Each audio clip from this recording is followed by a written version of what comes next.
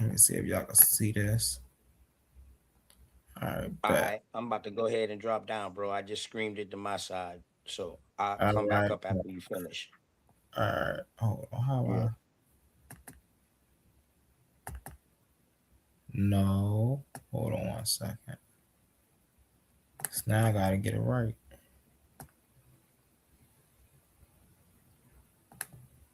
Oh, that's what it is. Okay, got you. Bang.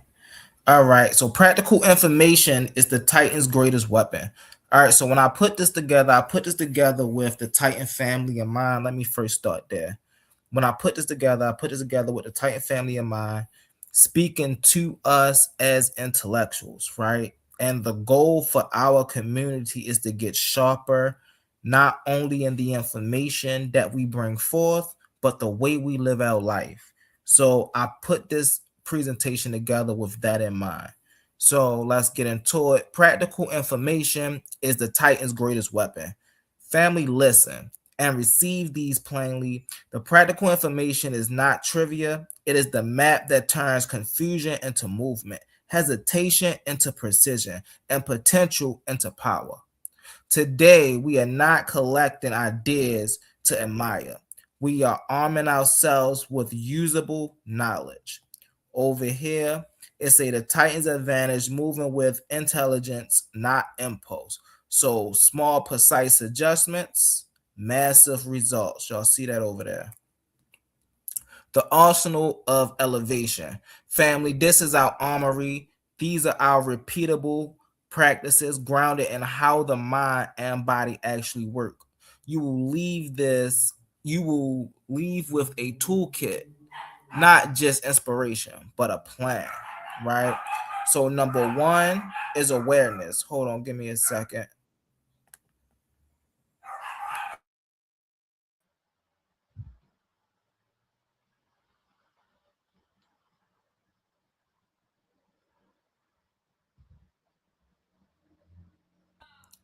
My bad, John. My dogs be thinking they pit bulls. What's up? What's up, Capone? Hey, shalom, shalom, peace to the panel. Yeah, I What up? was eating, man. I'm like, man, let me get up here and smoke me some humble, man, for real. Let's get. Hey, yo, listen. You know I be Let me waiting, smoke me some bro. humble mystic. No, listen. Hold on, real fast. I got cam up with this. Yo, this is really my brother from another mother over here, bro. And like, it's like Muhammad Ali and Joe Frazier. You see what I'm saying? The greatest competitors, but also the best of friends. You see what I'm saying? And that's how I feel about my brother GD and Capone. Like, when me and him get into it, it's always competition. You know what I'm saying? It's never nothing personal. And I will say, out of anybody that I challenge, my brother GD and Capone do not duck smoke, bro. He do not duck smoke. Yeah. So what I was saying, and the same to you. Um, what I was saying is that how come?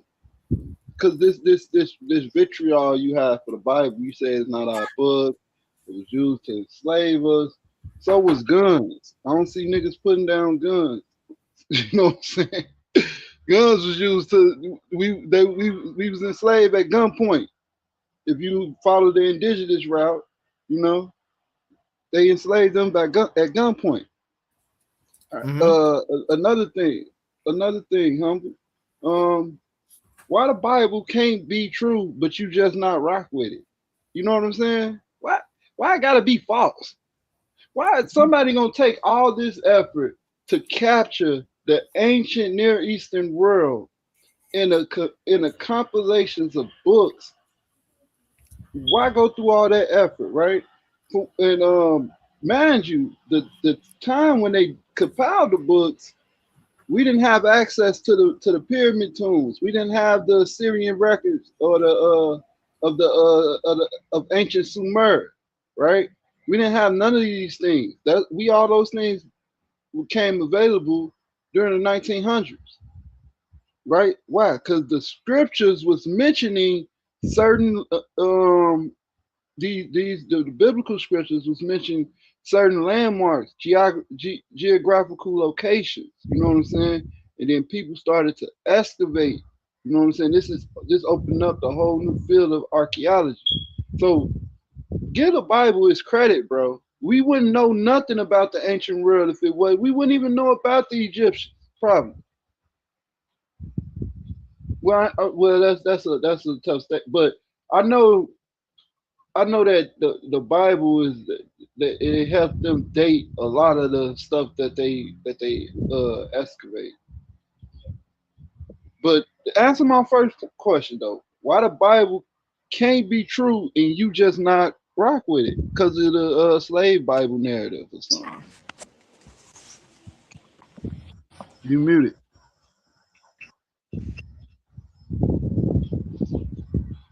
We got Brother Kazard on the panel. My bad, y'all. We got Brother Kazard up on the panel, y'all. Another warrior right here, y'all. This is my brother Kazard right here, y'all. To answer, I'm gonna answer Capone's question, then we're gonna get in with Brother Kazard.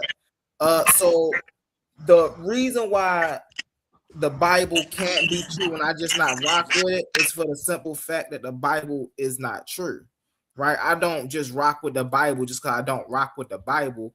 I don't rock with the Bible because there's too many fallacies in the Bible for it to be a historical book, a book by the words of God, which is supposed to be a perfect being, right? It's just when you analyze the Bible as a text in of itself, it has too many errors to be held to the standard of a holy text. And so that's the reason. Really fast, let's get to Brother Kazard before we get in Capone. Go ahead, Kazard. Come back to me. All right, go ahead. Peace. I just was hitting the panel, man, typing in with y'all. Shout out to everyone in the chat. Shout out to everyone on the panel. But I'm gonna swing it right back to GD and Capone. I ain't gonna let you run from that. I'm gonna let him work you a little bit. But you most definitely it sound like it's just Bible hate. Honestly, the Bible not accurate. It's not historically true. But every time we start pulling up the accuracy from the Bible is well that part is accurate. That's part correct, but the other part ain't. It's like y'all just pick and choose what you like about the Bible. It's kind of just showing off as Bible hate. Go ahead, GD and Capone. My bad. Go ahead, homie. My bad. And then GD and Capone right after. Well, no, that's the thing, right? Whenever we speak, it's the same thing I have with when I talk about Kemet. Whenever we speak about the Bible, it's literally putting the Bible in its proper context, right?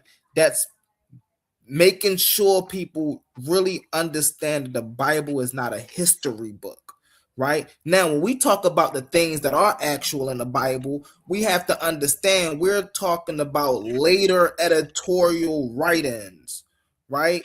Like when we're talking about Pontius Pilate in the Bible and Pontius Pilate being an actual figure, right? That's a later editorial write-in. That's typography. That's the editors looking and saying this is something in history that we can correlate to this time period. So let's put these together. That's what that's saying. That's not saying, oh, well, this is true and this person is in the Bible, so that means that the whole narrative is true. No, that's not how that works. You see what I'm saying? So that's why we go about it that way. It's not Bible hate. It's actually what y'all be saying about the things that y'all be saying about the Bible that make us say what we say. Humble. That's the thing. Go ahead. Respectfully, that's you just made that up. The whole that's the editorial work. For one, we've already been down this rabbit hole. Everyone that claims that these are later edits, that these are not that historical, and I'm not even you brought up Pontius Pilate. I was talking about Old Testament. I wasn't even going into the New Testament yet. I was talking about the Old Testament because several times I have pulled up archaeological evidence and help and support with the Bible. I can play the audio. You know I'm the king of audios. Listen, I can play the audio. We got some stuff over here because listen, we got some stuff over here. Bro, I remember you pulled up in one of your debates. I remember you pulled up the Silver Scrolls, right? and you was talking about how they was only mentioning Yah, how he was only mentioning Yah. But what you left out was the Silver Scrolls came way after El and Yah was already unified by the time they wrote them. This is why everything in that is Yah. No, you cut me off for that nonsense. No, bro, you hold on. Let me finish. Let me finish, and I'll pass it to you. I'll pass it to you. You cut me off for that nonsense. That was complete nonsense.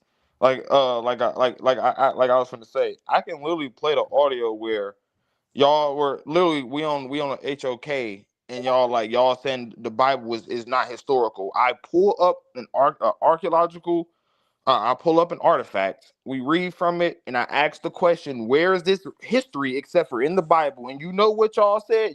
I ain't gonna even lie, you didn't say nothing. And then I was like, you know what? We got some truth in the Bible. We got some history in the Bible. You want to go to the fact. I can play the audio, bro. Like, every time that we actually get into, like, y'all saying things is not correct in the Bible, is like, y'all can't double down and stand on that point. Like, you ran all the way to Pontius Pilate. Let's stay in the Old Testament.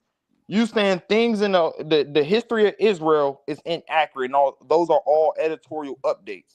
I would need you to give me examples of these being editorial updates. Whether we're talking about David and his kingdom, that's an editorial update. We need some type of evidence to that. Whether we talk about his successors that come after that, with the split of the northern and southern kingdom, we need some type of evidence. Hold on. I'm finna pass to you. We need some type of evidence that that's an editorial update, and that's not a historical account, because we definitely see a split between a nation and they become a northern and southern kingdom. If you're saying this isn't accurate, why are we pulling up evidence that support Hezekiah's narrative? We pull up evidence that support Ahaz and Omri narrative. Where's the edit? Where's the edit? Okay, so that's after Israel has already. See, this is what I'm talking about. The later editorial updates. That's after Israel has already settled to be a kingdom, and then it went through the upper kingdom and lower kingdom. That's why when I went in our debate, I went to the Bronze Age collapse. Everything you're talking about is way after the Bronze Age collapse. No, it's not. Yes, it is. No, it's not. What?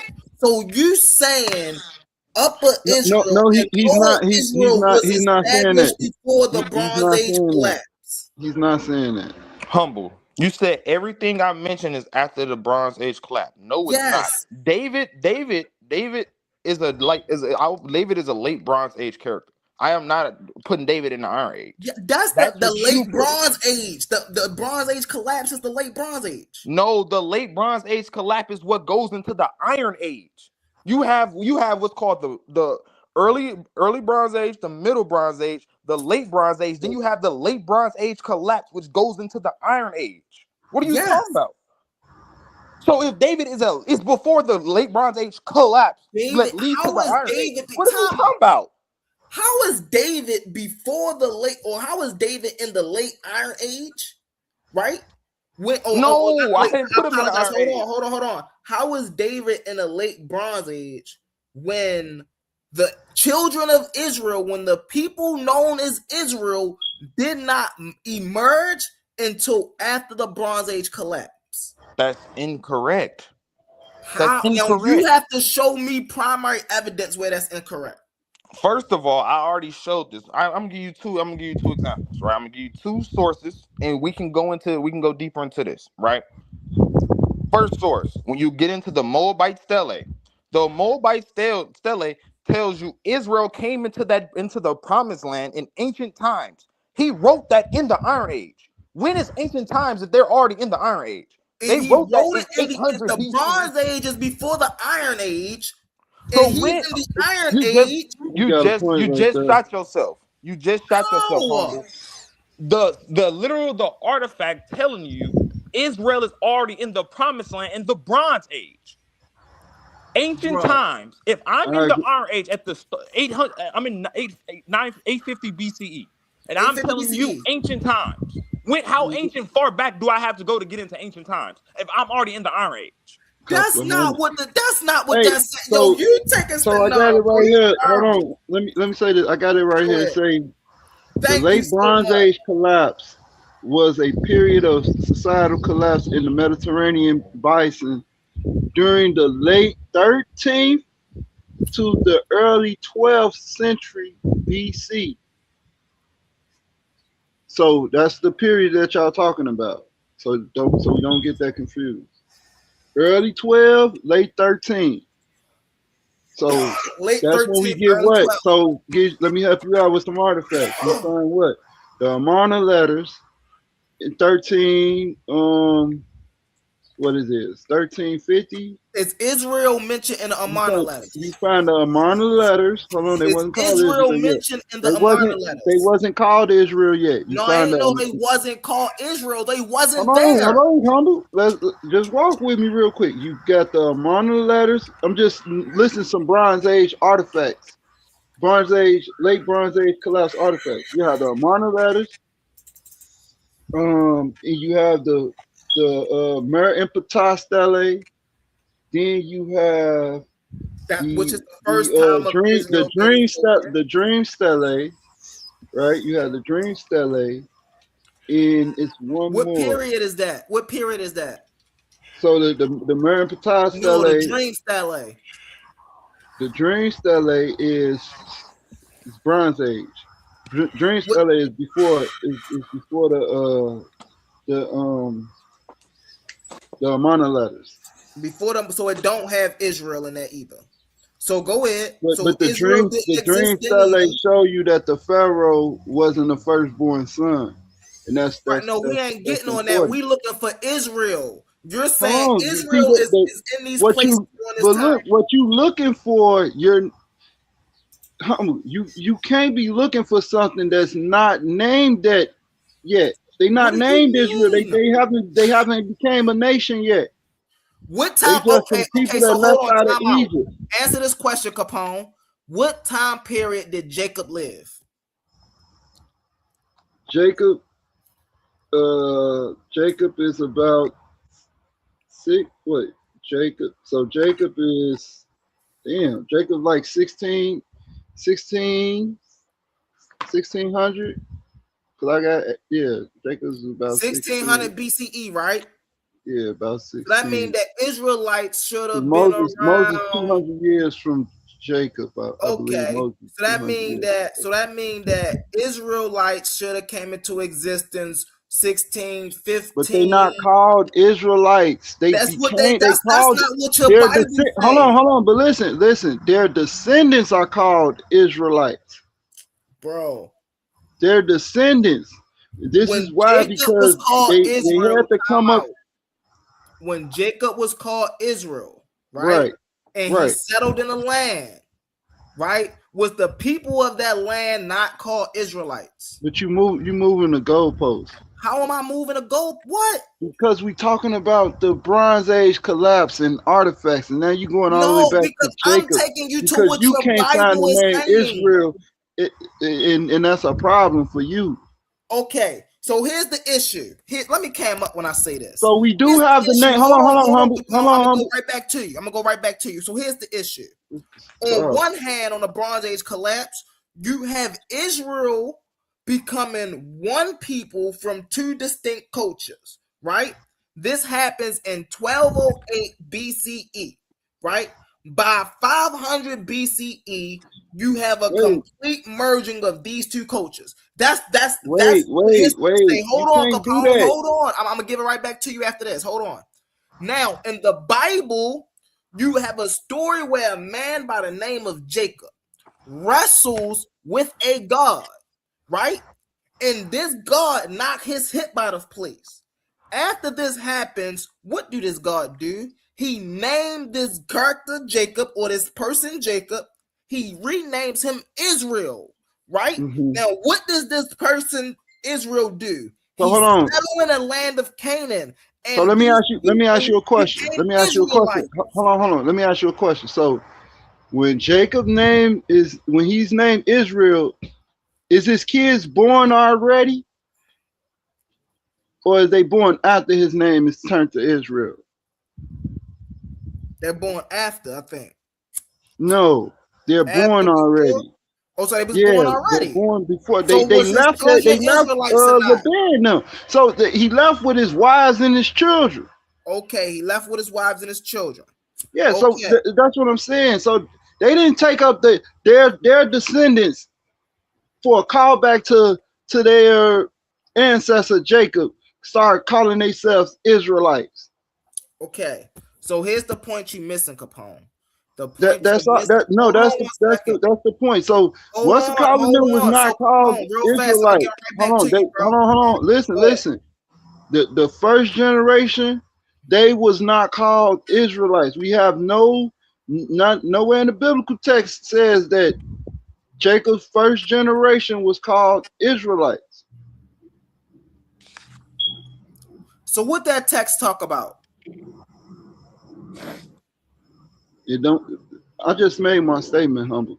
So you gotta Okay. understand that So here's what I'm saying. So here's what you're missing. they were still being Hold on. called Let you land your Hebrews plane. during Hold that on. I time. gotta tell you what you're missing. Go ahead. What you're missing is the fact that anthropology and the Bible come to two different conclusions of how Israel became to exist.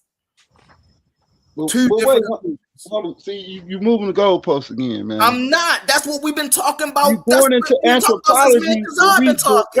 We was discussing the biblical narrative. First, we was discussing the Bronze Age collapse. Yes. Then you moved it to Jacob in his first generation of descendants. Yes. Now you're trying to run to anthropology. What's the connection, Capone? Now you're trying to run to those are three different fields. What's the connection? That's three different fields: archaeology, anthropology, and historical text. That's three different fields. You're gonna have different. Hold on. You're gonna have different connection conclusions between all of from these each that I one. named. Hold on, Capone. The connection between all of these that I named is all of these tell a story of how Israel as a people became to exist. That's the connection between all of these stories. That's why the Jacob story is so important. That's why the Bronze Age collapse is so important. That's why these stories are so important. Okay, now humble. Now, if you're going to use all three, okay, you have to take your bias out and understand what the archaeologist is saying. Understand what anthropology is saying. And understand what the historical text is saying. And the text is not historical. Whether you hash out whatever the irregulars of what you will find. Hold on. You will find a historical truth, right? Where it says what? Jacob and his descendants left from Haran. Well, what they was at? They was in They went into Israel. They went to Mamre or something like that. They went into Israel. Bro, the land of Canaan, man. They went into the land of They went into the land of Canaan and they dwelt there, right? Then they went and then they migrated to Egypt. For over 400 years, then they came out of Egypt, their descendants, because that generation dies off. And then they go back into that land of Canaan. You making this too complex. No, I just took out all the moving parts and just said something that was objectively unbiased. No, that deals with anthropology, archaeology, and historical text. Hold on. You made this too complex, and that's not even what the Bible say. Number one, I just gave you the breakdown of when you look in the Bible, what it's going to say. This guy named Jacob wrestled with a God, and this God gave him the name Israel, for he said, man have wrestled with God and prevailed. Is that right or wrong, Capone? Go on, bro. Make your point. Okay. So now, this man named Israel settled in a land in Canaan. These people was now known as Israelites. Separate from who? Separate from the Canaanites. So now, okay. So, but that's the problem. This is what the Bible is saying. When we go to anthropology, anthropology says something completely different. So now, who do we trust? Who do we believe? No, what does anthropology say? Anthropology says, right, there was some inland Canaanites and some Shashu. They met on the uphill top of Canaan. They blended cultures, right? And later on, they became the people of Israel, as we see when in does it? Stele. When does they say that? 1208 When? BCE. Okay, so when does they say that happened? 1208 BCE. So that's much later. No, So they it's not talking much about. later. So Now, please get in here. you're describing is them coming out of Egypt, and I agree with that. Who That's how they came came. out of Go ahead. What you're describing is we know they came out of Egypt. We got them working in the mines. We see the writing there. So, what you're describing is them coming out of Egypt, but you went to the biblical narrative of them before Egypt, right? So tell us the anthropology of how they was in Canaan and went into Egypt. Bro, there is no anthropology that talks about them being in Canaan and going into like that's the part you're missing. You think that the Shashu of Yahweh were Israelites, but they were not. No, I never said that. Yeah, I know you trying to hide from that. So if the Shashu, I don't believe that, and I never said that. Hold on, you don't believe that, and you never said that. So if that's the case, then how did the Israelites get from Egypt to Canaan? What Israelites moved from Egypt to Canaan? Who you talking about? So we have so Joseph was taken into Egypt as a slave by the Midianites. By the Midianites and Ishmaelites. So what you see on the procession of the Amu, that is the Midianites, and Joseph is a part of those 37 captives.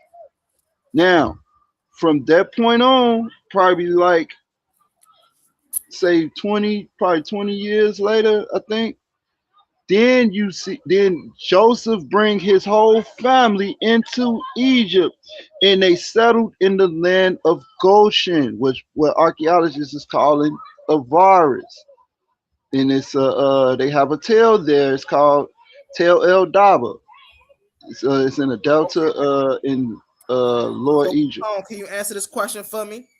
So now you're talking about Joseph.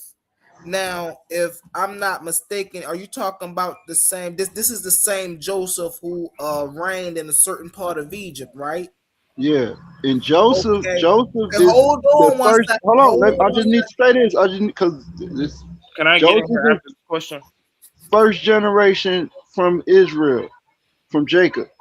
Okay, but Joseph is not called an Israelite nowhere in the text. Oh, go ahead. If that's the case, right? When we look on the walls or the records, where is this figure? Where's this Joseph figure? So Joseph he was given an Egyptian name. That's one now thing. He was given an Egyptian name. Come on, now you see the. And he was given an Egyptian wife. And he was you see the flim flam, bro? Craziness. Go ahead, Kasai. Hold on, humble. Let Kasai get in there. He was given a Commission name. That's crazy. He was.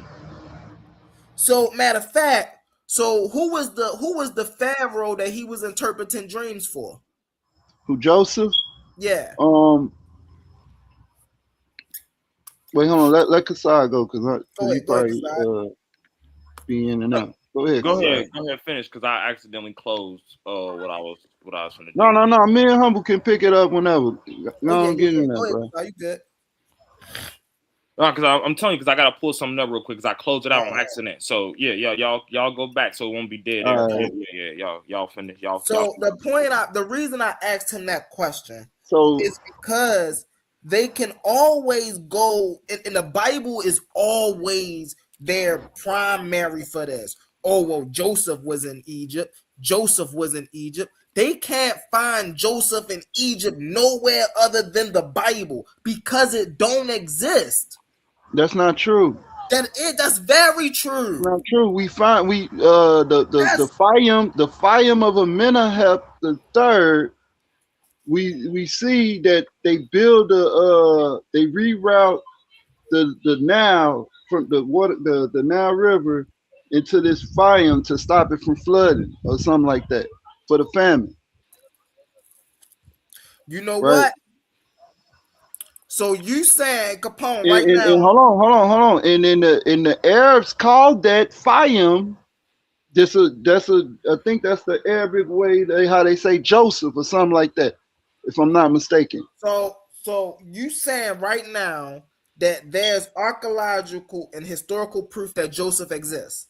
Hold on, let me pull it up real quick so I can show you what I'm talking about.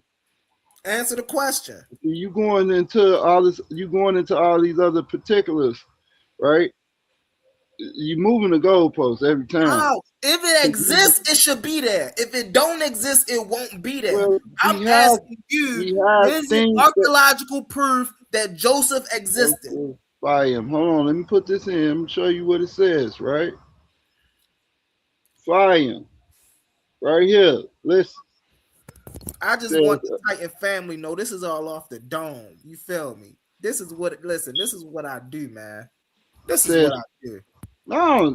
See, look, they gotta go run and research. They gotta go get their papers. No, I'm letting you know. So you probably didn't know this. I'm letting you know. Listen, it says the Fayum, right? It says his lay name was Joseph.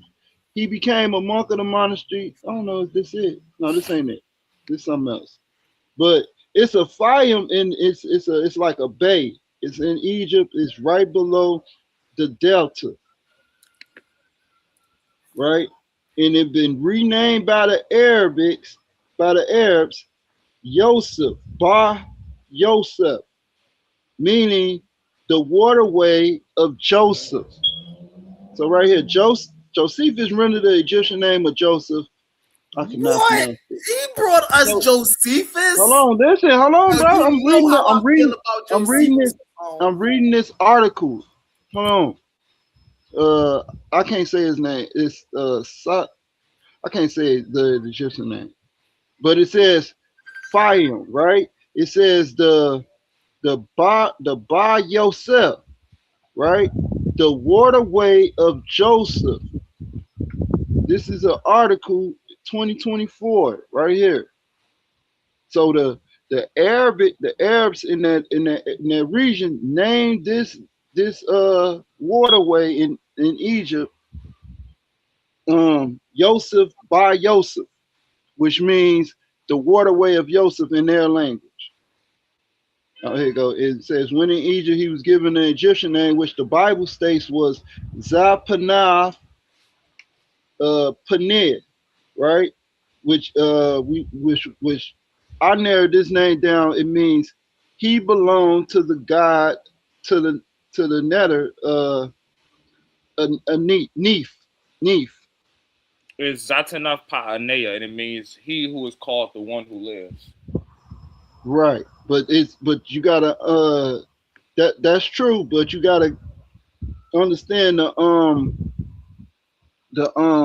what they call honorary transposition of their names and stuff in Egypt. So the name the one that live is the last part of that would be the goddess Neff. And how I narrowed it down because his wife's name is called Anef. She belonged to Neith, the goddess Neith. So it makes sense that Joseph's name would be what? Nah, He belongs. what Capone? No, Capone. So look here. Look, I'm not bringing. I'm not. Hold on, humble. Let me read this real quick. I'm not making this up. So I'm reading the article right here. The ancient Egyptian, the first word Zephanath, can be broken down into Zepnath. This seems to refer to the Canaanite god Baal Zaphon and the Egyptian goddess Neith. Zaphanu referred to the north. Zaphon Nat is contained in the last part of Joseph's Egyptian wife Asenath, which it looked like it say Ashena, right? So I would say Ashena, right? As in Nath. In Egyptian, Asenath can be decoded as tongue or belonging to Neith. So that's the part I was talking about right there. Okay, but here's what that is saying, Capone. Let's the be last very part, clear. the last part, even though the last part of the name has a meaning like lives or All right, but let's thankful be or something, very but clear. it's the Netaru name. Hold on. It's the name of the Netaru, and they do this the honorary transposition where they where you mention the guy's name and then you mention that you give thanks to the deity, basically.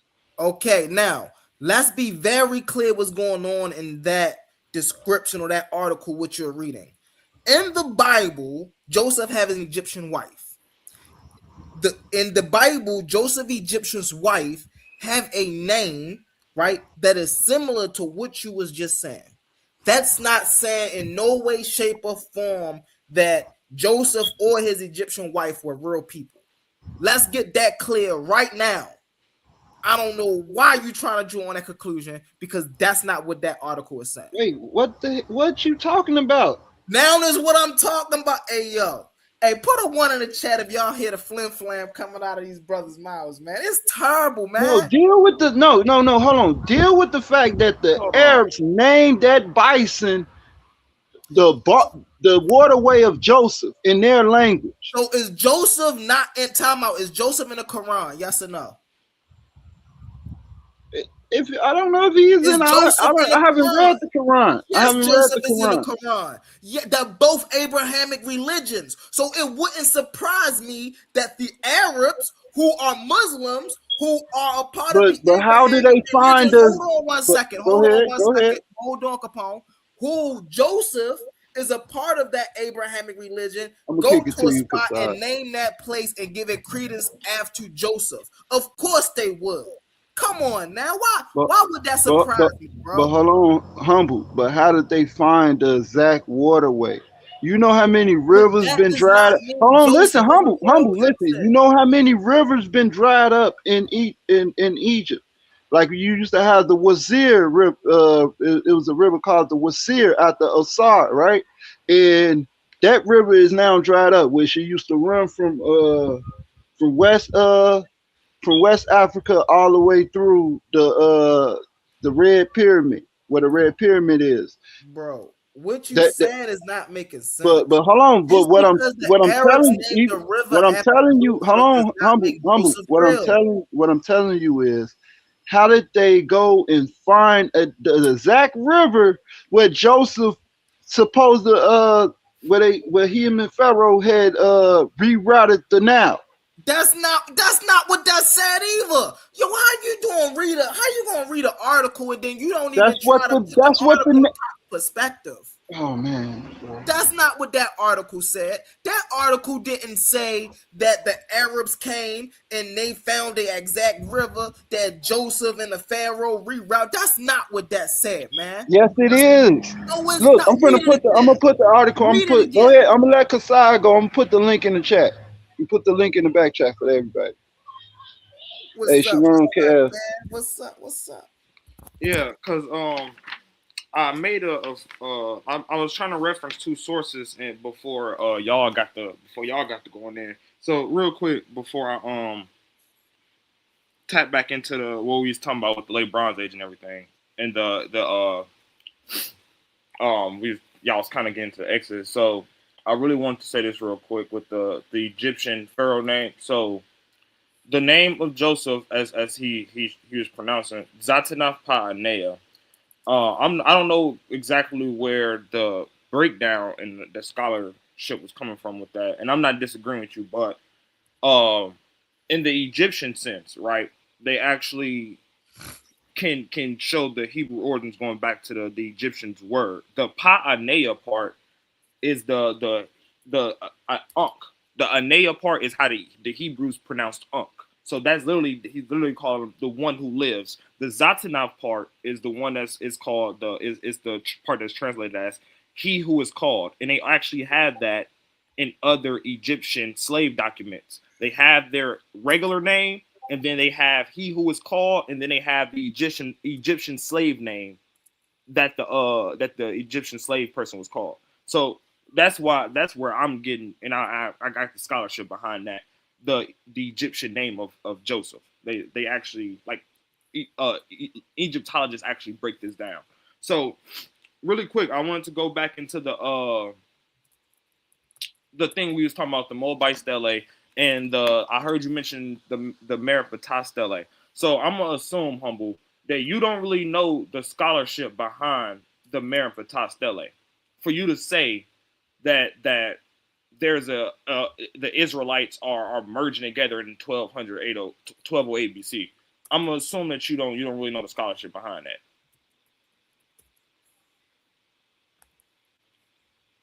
Right? So I'm gonna ask you, are you familiar with the Meripata stele and its connections with the temples of Ramesses II? Are you familiar with that? And Seti the First at Karnak. Are you familiar with that? You said in his connections to those temples? No. What you talking about? Are you talking about Ramses when he's talking about them land waste? Yeah. I don't know what that was. I don't know what that was, but yeah, I know what you're talking about. Yeah. Okay, so you're familiar with it, right? Yeah. So you just effed up, right? Because when you look at the connection, but the Egyptian connection between the Karnak temple and the Meripata inscription, for one, that the scholars say Meripata didn't even actually do those campaigns. He's writing about the campaigns of his fathers and his dynasty. You do know that, right? Hold on. Let me show something.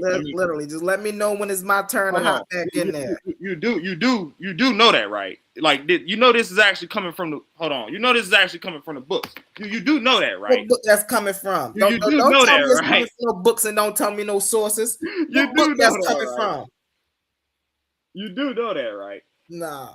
Oh, you don't? Okay. That's look. Let me know when it's my turn. You will. I will. So all you have to actually do is look up the connection between the Ashkelon wall and the Meripata inscription and stuff. And actually, the scholars will tell you that isn't Meripata's campaigns.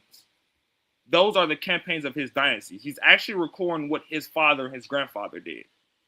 So, and we actually look into the perspection of the inscription, and they actually read what it's talking about. I want to read this breakdown real quick, right? In the inscription, right? It says, finally, there's a matter of the broader perspective. Yurko only employs, and for y'all that don't know who Yurko is, I'm gonna go back and give y'all a little bit of his credentials, right? Let me point this out real quick. My bad. I gotta, what I'm saying? I gotta go back to the beginning of the book. So Frank Yurko, Chicago Orientalist Institute, Theban Ephragat Survey. He's an American Egyptologist, right? So Frank Yurko, this is what it says. It says Yurko only employs at the four element of the central stanza of the strophe in his argument, and where the strophe as a whole we can observe some things even more interesting. The complete strophe reads as follows: the princes are prostrate, saying peace. No one raises his head among the nine bows. Desolation is for Chehenu. Hatti is pacified. Plunder is Pa Canaan. With every evil is carried off is Ascalon. Seized upon is Gezer. Yenoam is made excellent. Israel is laid waste. His seed is no more. Karu has become a widow because of Egypt. All lands together are pacified. Everyone was restless, have been bound. Now let's get into Right. this. It says, now let me walk you around the great Hypostyle court at Karnak to view the campaign reliefs of Seti I and Ramesses II. We begin at the northwest corner, where in the upper register, as we see Seti's first campaign against the Libyans, desolation is for Chetanu.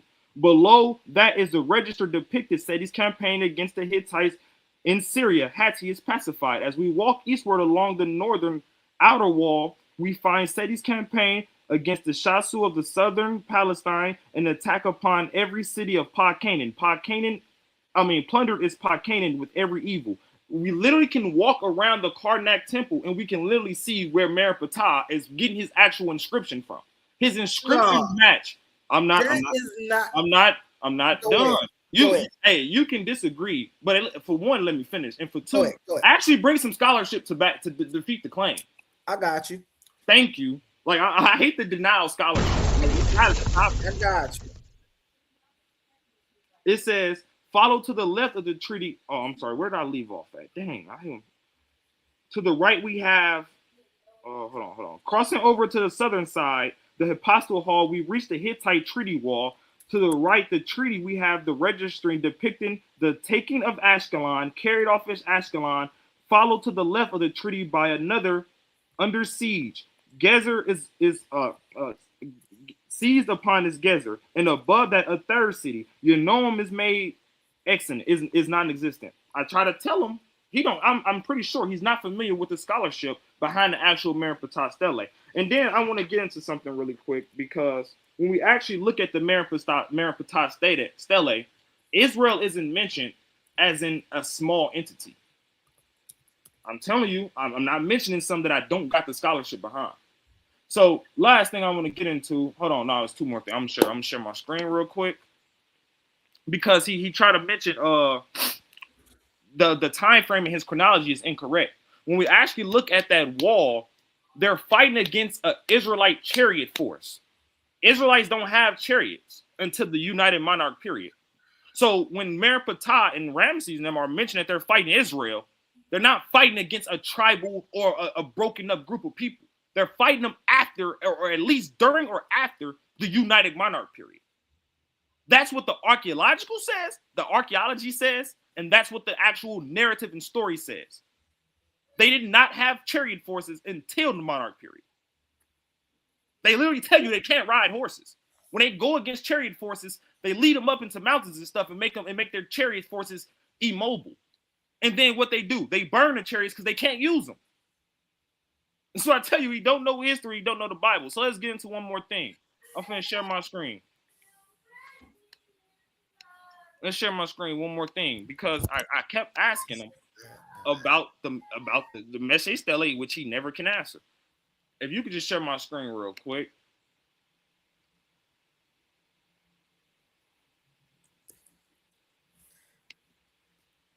You could just share my screen. It says right here, the men of Gad dwelt in the land of Ataroth from ancient times, and the king of Israel built Ataroth, but I fought against the city and took it. We literally see this is coming from the Moabite stele. This isn't coming from the Bible.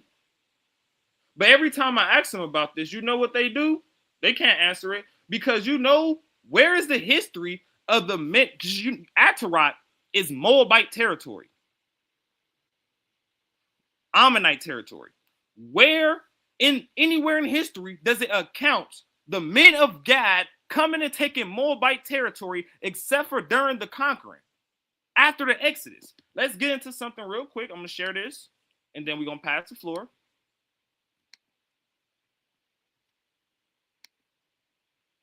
I need him to answer, what ancient times did Israel come and take Ataroth? We need him to know. We need an answer for that, right? So if you look at my screen, you can see in the book of Numbers, when the men of Israel go up, they coming up out of the wandering. It literally tells you the children of Gad. It just so happened the archaeological record has the exact tribe and the exact place they settled. The children of Gad built Gibeon and Ataroth and Ararat. He has to answer this. He keeps saying the Bible and the biblical narrative is unhistorical, but yet every time we pull up history, it's agreeing with the Bible. Please answer that. When did All they right. take Atarat? We need some This answers. is sad, man. So listen, this is easy. This is real easy, right? So let me share my screen. Right. Let me share my screen, right? This is easy. When did Israel first emerge according to academic consensus? Not first emerge according to Humble, not first emerged according to Kazad, not first emerged according to Capone. When did it first emerge according to academic consensus? According to the broad academic and archaeological consensus, the first clear evidence for a distinct group named Israel appeared in the late 13th century BCE, the late Bronze Age. The Bennetta Stele, which is 1208, the primary anchor for the date, which Kazad keep talking about. The Bennetta Stele, an Egyptian victory monument. This is where, hey, listen, man, if y'all didn't go see my call out video, bro, go check that call out video. One thing Kazad do not know, he don't know the difference between a victory stele and a call to action, basically. Right. So he think these victory steles, he think these victory monuments are the Egyptians worshiping their God and thanking their God for their victories. That's not what this is. So let's get back into it. The context, the stele describes, hold on one sec, I got you. The stele describes military campaign in Levant.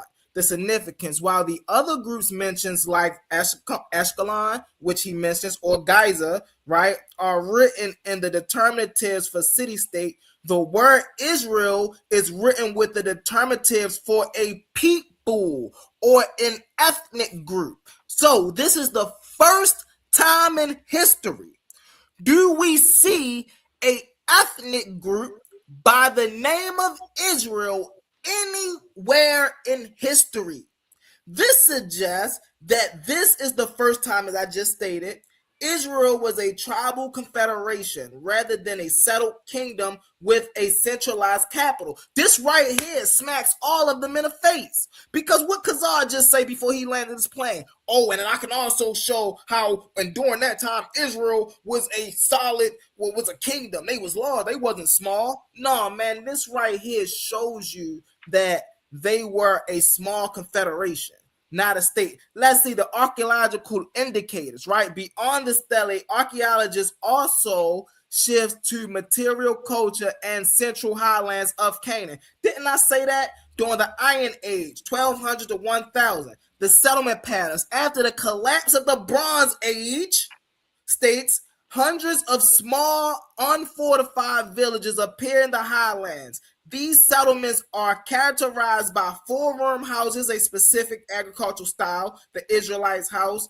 consisting of 3 parallel rooms and 1 transverse room. The pillared buildings utilizing stone pillars to support the second story or roof, right? The pig bone markers, like these are the things that these people don't understand. Because if they understood it, then ain't no way they could say, well, the Israelites didn't start off Canaanites, right? Let's get into it right now. Let's jump to the second of their nonsense, right? Was Joseph a historical person? Is there any proof that the biblical Joseph was a real person according to academic consensus? The short answer, according to the academic consensus, is no. There is no distinct archaeological or contemporary historical evidence, such as inscriptions, seals, or Egyptian records that they just set up here and tried to lie to y'all about and say that was real, that confirms the existence of a specific person named Joseph, who served as a high-ranking official in the Egyptian courts. However, the academic discussions is nuanced. Rather than looking for proof of an individual, scholars generally analyze the historical plausibility of the Joseph narrative within the context of ancient Egypt history. The semantics in Egypt context. While Joseph himself is not found in the records, the phenomena of the Semitic-speaking people from the Levant raising high status in Egypt is well documented. The Hyksos period, 1650 to 1500. This was the time when the Asiatic people from the Levant, who they try to also say is the Hebrew people, which we know are not the Hebrew people, actually ruled northern Egypt. Scholars often point to this period as the most plausible setting for the Joseph-like figure to rise to power. So basically what this is saying is where they got this Joseph narrative from was this right here. This is why when we look in the how they know about that though? Hold on 1 second. When we look in the Bible and we see this Joseph motif, right? This is where they're saying this Joseph motif comes from, because there was a period in the Levant where the Hyksos ruled, and they had a figure in Kemet. So, and the Bible took that figure, and this is what they did with it. Let's see the case of the Chancellor Bey. Let's continue. Late in the 19th dynasty, 1200 BCE, a man of Syrian Levantine origin named Bey became the king Marcus servant as a high-ranking official with the authority comparable to a vizier. While not Joseph, let me say that again. While not Joseph, his career proves that foreigners could reach the highest level of Egyptian bureaucracy. So why did the Bible put Joseph in the highest ranking of bureaucracy? Because it was experienced back then. That's all they're saying. This doesn't prove that Joseph was a historical person. Let's get into it now. Kazad say, well, you know, we're going to bring some scholarship, so don't come up here talking. Come up here with the scholarship. What do scholars talk about these subjects? And do they agree with the information above? The scholars who debate these subjects generally agree that the framework provided earlier, though they often clash over low versus high debates in archaeology. For a Sabo who values primary investigation, it helps to know that this field is split between minimalists who sees the Bible mostly literary invention and maximalists who is strong historical core, right? On the emergence of Israel, 1208 BCE, the consensus on the indigenous emergent theory that the Israelites were originally Canaanites is led by several heavyweights: William G. Denver, Israel Frankenstein, and the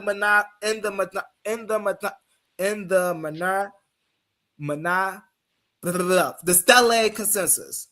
On the historicity of Joseph, the academic consensus here is more skeptical. While no major secular scholar claims that Joseph is proven, they differ on the historical plausibility.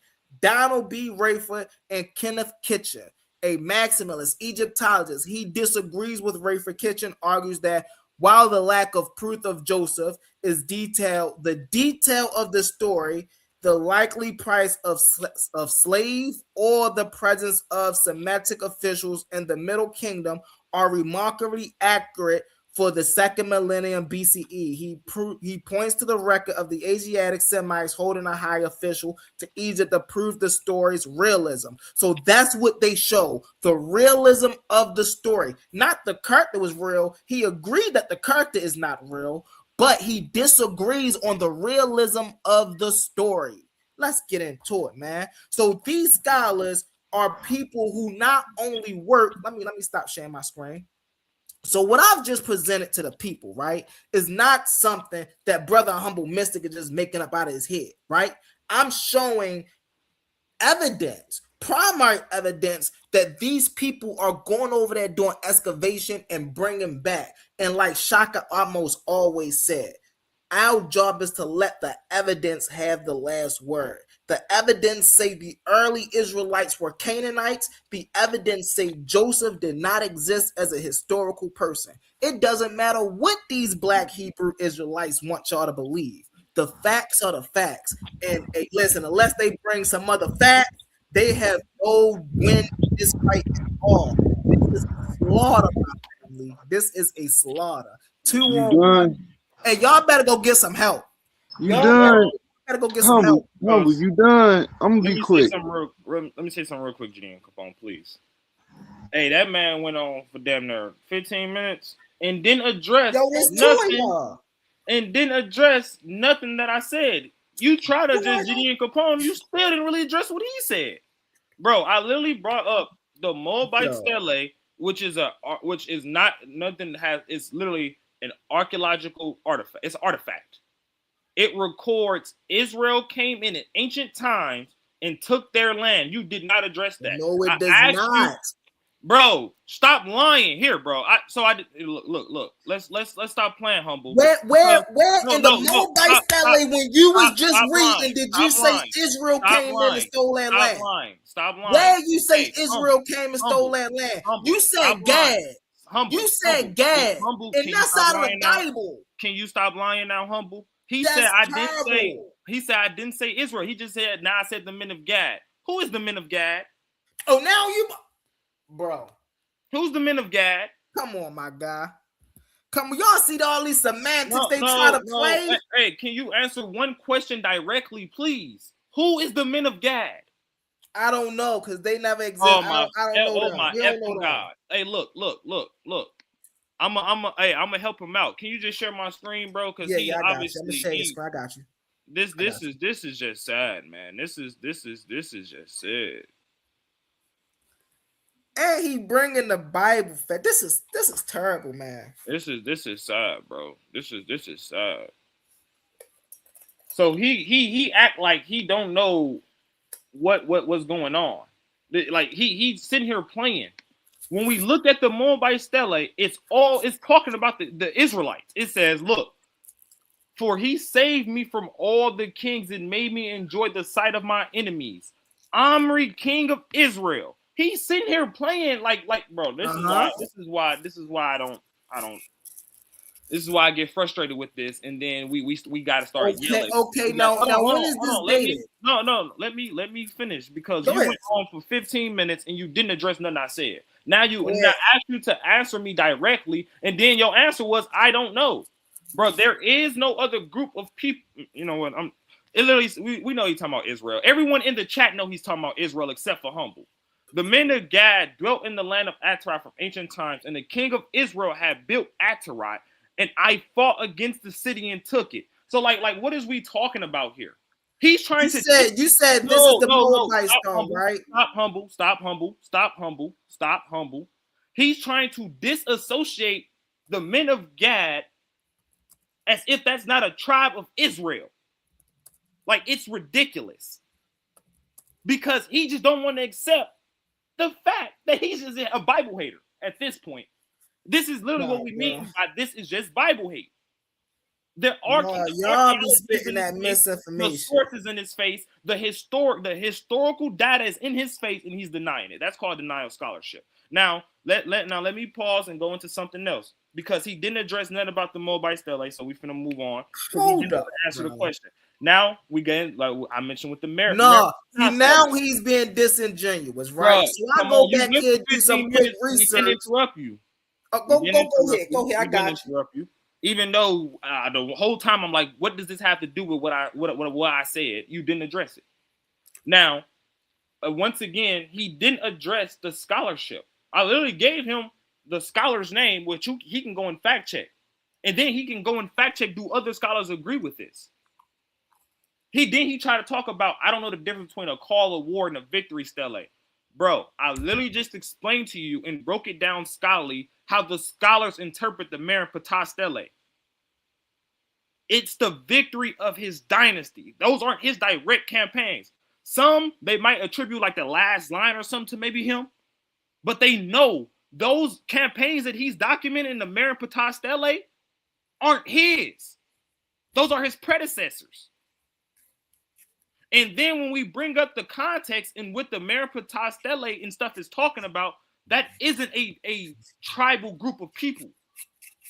When we go into the scholarship and you actually read it, it tells you they start out by reading two kingdoms, the Hittites and Chetnu, the Libyans or whatever. Then they go into city states. They give you Gezer, Pakana, whatever, and then they give you back two kingdoms, Syria and Israel, Karu and Israel.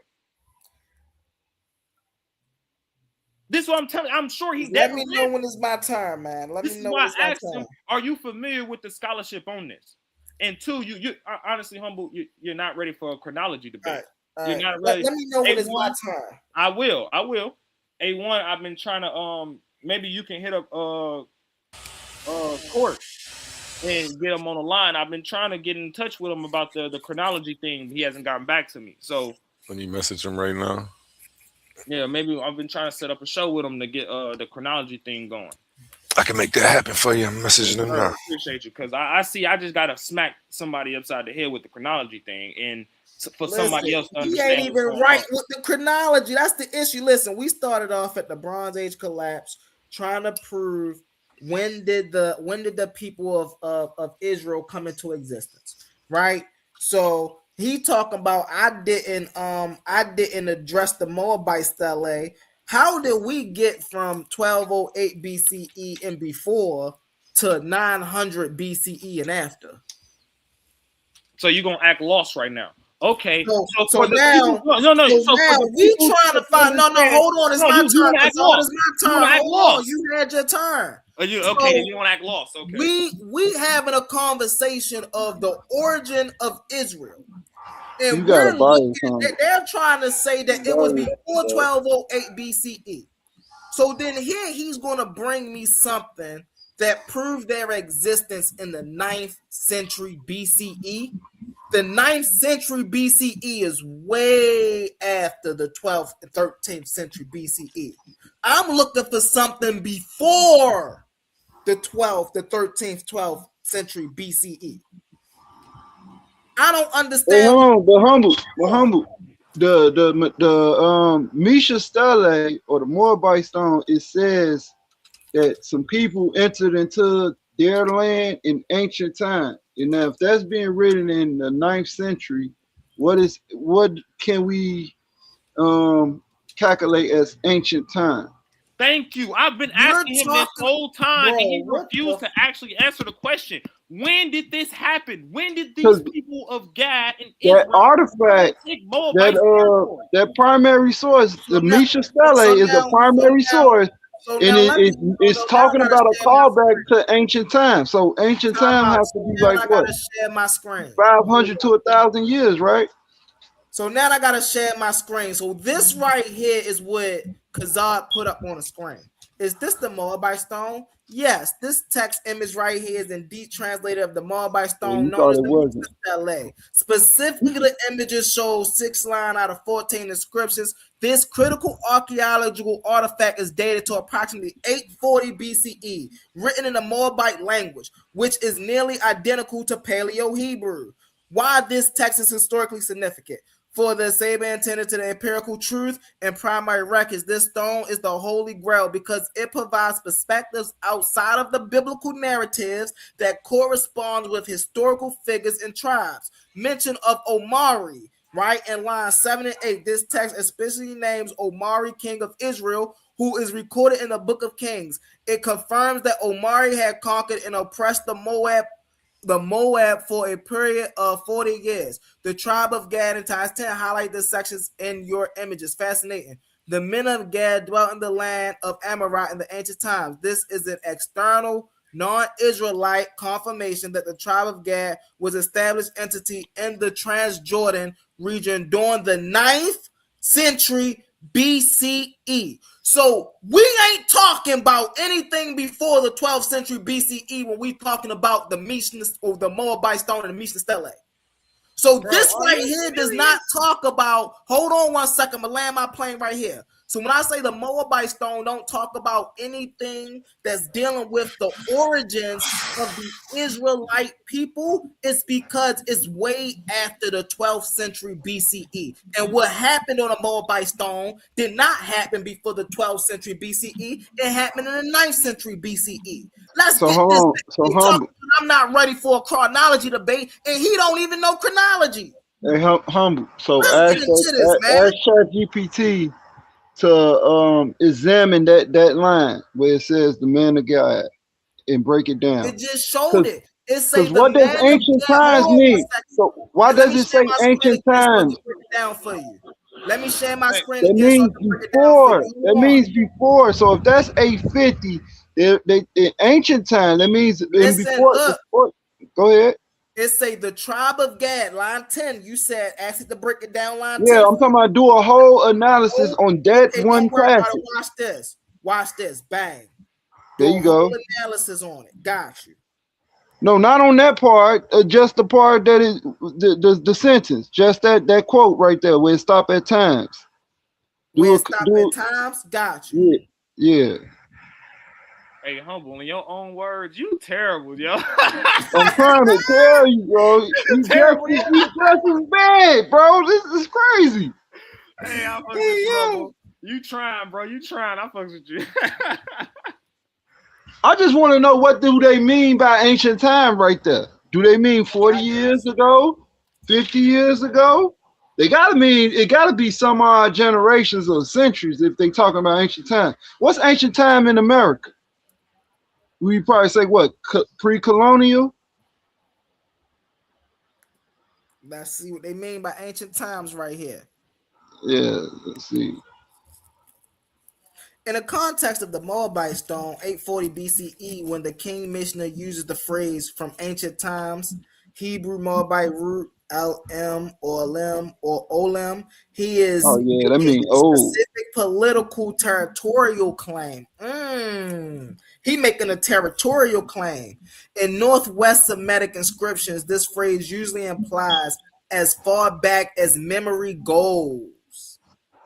Since time is immemorable, here is the breakdown of what likely meant in the 9th century BC audience.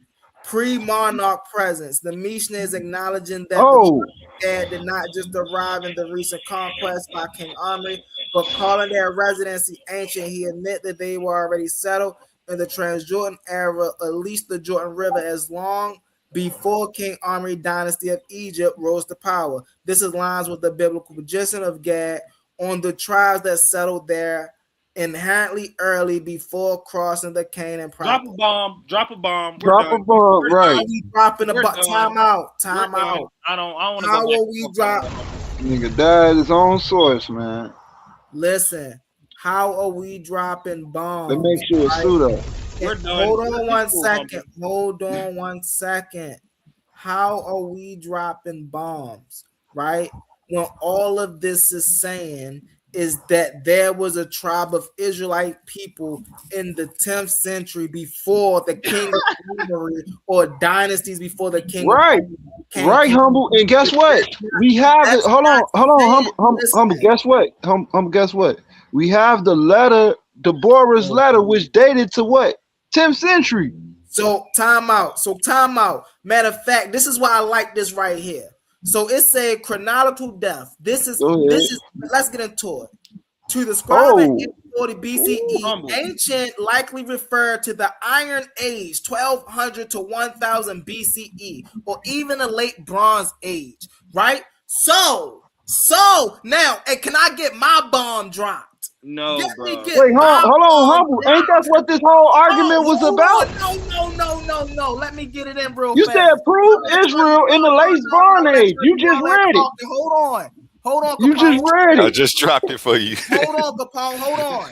So what this means is Get up what outta they here, were man. talking about. Hold on, Capone. What this means is what they were talking about in the Moabite stele was literally happening in the Manasseh stele. This is what they're saying. No. Ain't no. Listen. Wait, You Humble, see? bro, you can't be that bad, bro. In the heads The Moabite of stele is 400 years apart from the Manasseh stele. If They not anything, ready, you bro. can say They when not they was ready. talking about in the Manasseh Not stele, ready. the men of Gad are those tribe of people that was in the Manasseh stele, or they're part of that group some type of way. Now you can say that, but that still put them in the late Bronze Age during the collapse. Right, that don't put them before. Hold on, where they come from? Where did they come from? They had to pre-exist. But humble, you have to assume that they pre-existed before they come up with a tribal name. Okay, They had to come from somewhere. Answer this question, Capone. Hold on, let me ask you this. Did black people exist before we were called Negroes? All right, answer this question really fast. Was the tribe of Gad a tribe in the early Bronze Age? Yes. I kept prove No, you in the late Bronze got a Age. source up. In the late Gotta Bronze source Age. up. He might have So what's misheard the you. He might have. hold on. Gotta What's source the up. date for the early Bronze Age? You speaking in because we was dealing with the late Bronze 1550 Age. to 1500. He might have misheard you, 1650 Humble. No, to He might have 1500. misheard you. I don't think he meant to say yeah. no. My answer is no. Because this is the Now thing, his Humble. answer You is keep no. switch. You keep moving the goalposts. We're talking about the Bronze Age collapse. That's what we was talking about. You said we can't prove Israel in the Bronze Age in the I said Bronze you Age can't collapse. prove I Israel read a before source the that Bronze said the Age Bronze. collapse. Hold on, Humble. I read a source to say the Bronze Age collapse was from late 13th century to early 12th century. So that's the period that we're dealing in. You keep going around. So that's why Because you trying That's to why listen. Kassad brought up the Meneptah Stele and the Misha Stele, because these two coincide with those two periods: late Bronze Age, early Iron Age. See, now you're Which, trying to agree with me. No. no, we're I not said, agreeing with hold on, you. Capone, You hold on. forgot your Hold stance. on 1 Just second. say you 1 forgot second. your Hold stance. on. Hold on, bro. I 1 ain't even have a chance to talk. Let me get it in, I had to Capone. Let me just get jump it. in. I ain't even have a chance to talk. You've been sent. So one So thing, my chat. stance. Hold on, Humble. Let me Go say ahead, this go real ahead, quick. I ain't get go a ahead. chance to talk. So one thing your chat GPT is looking for, you got it is you got it on a mission, an impossible mission, because you're telling it to look up a English word in the Bronze Age, which you're not going to find an English word.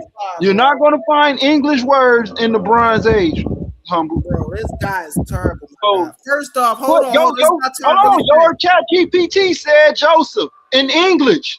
Said no. There's no mention of Joseph. Nobody named Joseph in the Bronze Age. That's an English word. Bro. Get the narrative All right. hold on. And you're denying that your chat GPT told you that it's historically plausible, right? For What in someone the to world? enter Bro, Egypt, you guys are become terrible. powerful. Hold These guys on. flim flam is crazy. Hold on, bro. Hold on. Because you said that is no evidence, but your chat GPT just told you that it's historically plausible, right? So if it's No, that's historically not what that plausible, say, and bro. Why do y'all be trying to take sources out of context? So y'all bro, got you for y'all lie to stand up. I get it. listen, That's man, not I what was that waiting was for a saying, while Capone. just to speak, bro, and you can't even hold your tongue. This is crazy. Now, to get back to the Misha Stele, right? What Kassab brought up, it mentioned the man of Gad was in the land of Canaan in ancient time, or like they say, in the Transjordan region. Then you go back 400 years, which could be considered ancient. That could be considered ancient enough. You have a Meneptah Stele that talks about the people of Israel.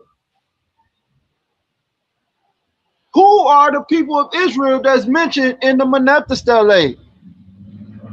This showing the relationship between a 400-year period of from the Moabites capturing the king Omri to what?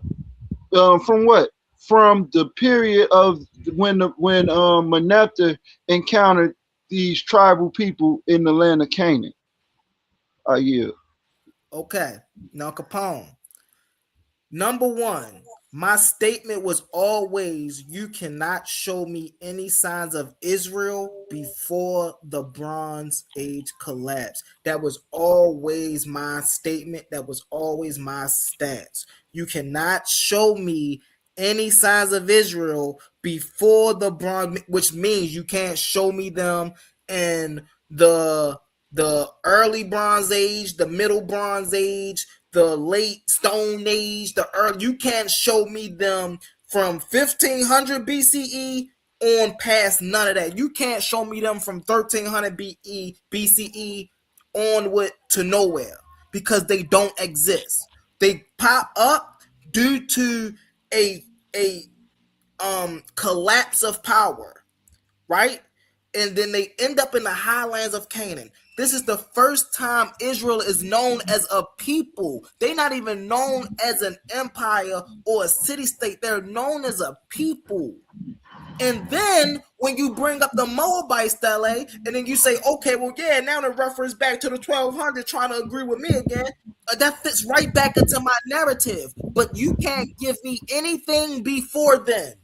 That's always been my stance. And you All know right. that's always been my All right, stance. so Humble. If And, that's your stance, Humble. So let's go back to the Manasseh study. That's 1200, right? Yes. So those people had to come from somewhere.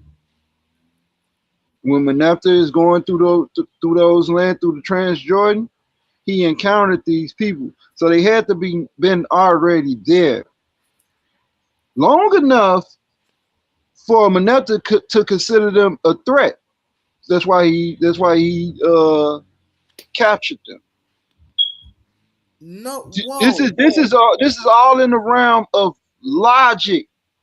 Whoa. You can't say that, oh, these people just popped up and they just here. How did they Nobody get said here? that. Better yet, what caused the Bronze Age collapse? You keep talking about a collapse of power. What caused that collapse of power? A lot of things cause that collapse of power. I wonder. Climate change, the failure of social status, a lot of things affected the Bronze Age collapse. You know what was the But main cause of it? The main cause of it was that Egyptian lost over 500,000 slaves, workers. Hold on. That was the major cause of the Bronze Age. That was the major cause of the Bronze No, Age it's collapse. The Exodus. Yes. But what about Palestine? What about Palestine? Right, the Palestinians. The invasion of the Palestinians in Canaan. Yes. That's all in that same. That's all within 40 years. That's all in that 40 years. But hold on, Paul. Hold on. Let me say it though. Listen. Go ahead. That's all in that Exodus period. The 40 years. So from the Exodus to 40 years later, you see the Egyptian loses a large amount of workforce, extremely large amount of workforce, and like high-ranking people, and then you see the land of Canaan being invaded. That's what causes the Bronze Age collapse. Then from that time, 100 years later, you have Manasseh going to subdue these people who done set themselves up in the land of Canaan. Okay. That's all I'm saying, bro. Here's what you missing from the Bronze Age collapse. The important thing from the Bronze Age collapse is that a great merger happened. Let me cam up when I say this. The important thing from the Bronze Age collapse is a great merger happened, right? Some people came up from the south and some people came in from the inlands and they brought their cultures with them. And when they met on the highlands of Canaan, instead of them fighting, no, they merged. They became one group. Now, why did they become one group? They became one group for survival. Now, what was the name of this one group? The name of this one group became Israel. Why did it become Israel? Because El had the fortitude of power in Canaan. So this right here ensured that when they became a solidified people, they would have some type of economic or some type of political status. Now, why did Yahweh become their national god? Because Yahweh was a warrior god, which means wait, Humble, what does Yahweh and El got to do with this? Because that's their two gods that they mixed together. But you study you moving to go for. Listen, bro, I'm gonna let Kasai go. Listen, Humble, stay on topic, bro. Why are you talking about Yahweh and El when we talking about the Bronze Age collapse in the people leaving from Egypt going into the Transjordan area? Bro. So the two artifacts that I brought up and that Kasai brought up, the Manasseh stele in the Moabites in the Misha stele. So Capone, what do you think the Torah is? The Torah is the birth certificate of what happened in the Bronze Age collapse. So this is why, again, as I said earlier, this is why you find doublets in the Torah. This is why in Genesis 1, you see Elohim making everything. And in Genesis 2, you see Yah remaking everything in a different order. But instead of throwing away one culture and keeping the other culture, or throwing away that culture and keeping that culture, they put both of them in this one text. It's called text preservation. It's called cultural preservation. Bro, you talking about some fringe scholars conspiracy and what do they call it? The Anna collapses. Bro, don't nobody care about the doublets. We talking about the anthropology. Now don't right? nobody care about Remember we was talking about anthropology. And you wasn't talking about before the Bronze Age. You changed from 8th century to the 5th century. And because if you was talking about before the hold on, humble. Let me say it. Because if you was talking about before the Bronze Age, Kassad would never brought up the Misha Stele.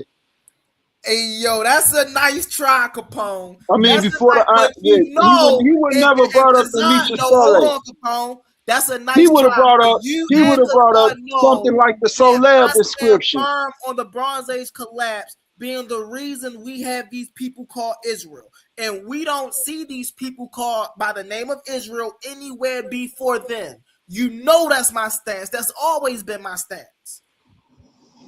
No, that wasn't your stance. Hey yo, that is terrible, bro. Can That's I say crazy. something? Go ahead, Kassad. I pass. It's just I don't really want to. I ain't really got to argue with him no more. It's clear he just don't understand biblical history and what's going on. So he tried to say that he tried to confine Israel to 1208 BCE. So let's just actually do some calculations. Why don't we? If Omri them lives 850 BCE, or shortly after Omri's death, it's 850 BCE. Okay, let's work back. We got to work back to Solomon's son. They give, all scholars mostly agree, on the date for the first sacking of the temple in the year 5 of Solomon's son is 925 BCE. Right? So that means the split of Israel happens around 930, 929 BCE. Right? Now, you can use modern chronology. That would still be Iron Age. I wouldn't use modern chronology, right? I will put Solomon in the Bronze Age. But let's just stick with modern chronology for now. Now let's backdate to Solomon time. The death of Solomon will be 930 BCE, right? Then we can go back into his father, which would give you around the date of 1010 BCE, right, to King David. That's just the monarch period. We're in the Iron Age. That's just the monarch period. Israel is there. That's when Israel tribes and everything are all united. They come together. They stand as one. They fight as one. There's no judges. They're together with a king.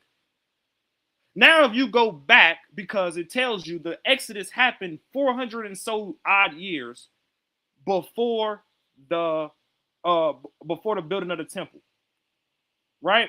So you can count from Solomon's reign, go back 400 some odd years. They give you a date around 1446 BCE for Exodus. Now, some people use modern chronology. I wouldn't use it. But 1446 BCE for Exodus, that's late Bronze Age. That's not towards the late Bronze Age collapse. That's just late Bronze Age. That means 40 years later, you will have an entering of the Promised Land around 1406 BCE, which is still late Bronze Age. It's not late Bronze Age collapse, as he tried to say.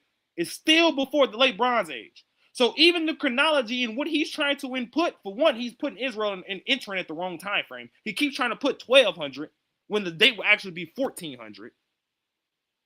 But guess what? He don't know biblical chronology or chronology at all. The men of Gad, no matter what chronology you will use, they're there before the late Bronze Age collapse. Point blank, period. If you want to go into the middle Bronze Age, that's Amorite territory. So when, once again, did Israel come in and take that territory? When? It has to be sometime before the late Bronze Age collapse, in between the middle Bronze Age, because they're already documented being there. So you already lost the argument, right? So now let's get into something with the Merenptah Stele. let's get into some with that, because he never addressed what I brought out. And I told him I can bring out the scholarship and speaks on it, that speaks on Israel is not a small entity in the Meropotah stele. I already brought out the connections with the temple, which he never brought out, but he never addressed. But let's get into something. We read the Meropotah stele. It says the princes are postured saying peace. No one raises his head among the 9 bows. Desolation is for Chehenu. Hatti is pacified. Plunder is Pa Canaan with every evil. Carried off his Ashkelon, seized upon his Gezer. Yanoam is made non-existent. Israel is laid waste. His seed is no more. Cairo has become a widow because of Egypt. What actually the scholars have done and actually got into this. Let's read this. It says this. After the 2 introductory sentences, we get 2 major political entities, the Libyans and the Hittites, Chehenu and Hatti. These are significant players in the political world of the 19th dynasty. We then find 4 cities, Pa Canaan, which is Gaza, Ashkelon, Gezer, and Yanoam. They are followed by 2 more major political entities, Israel and Syria, which is Cairo, before we finish off with the 2 closing sentences. So Israel in this context is no insignificant tribal confederation struggling for existence in the hill country of Canaan. Here Israel is designated as a major power alongside Syria, Libya, the empire of the Hittites. This is not the picture we recognize for the time of the Exodus or the conquest or Judges.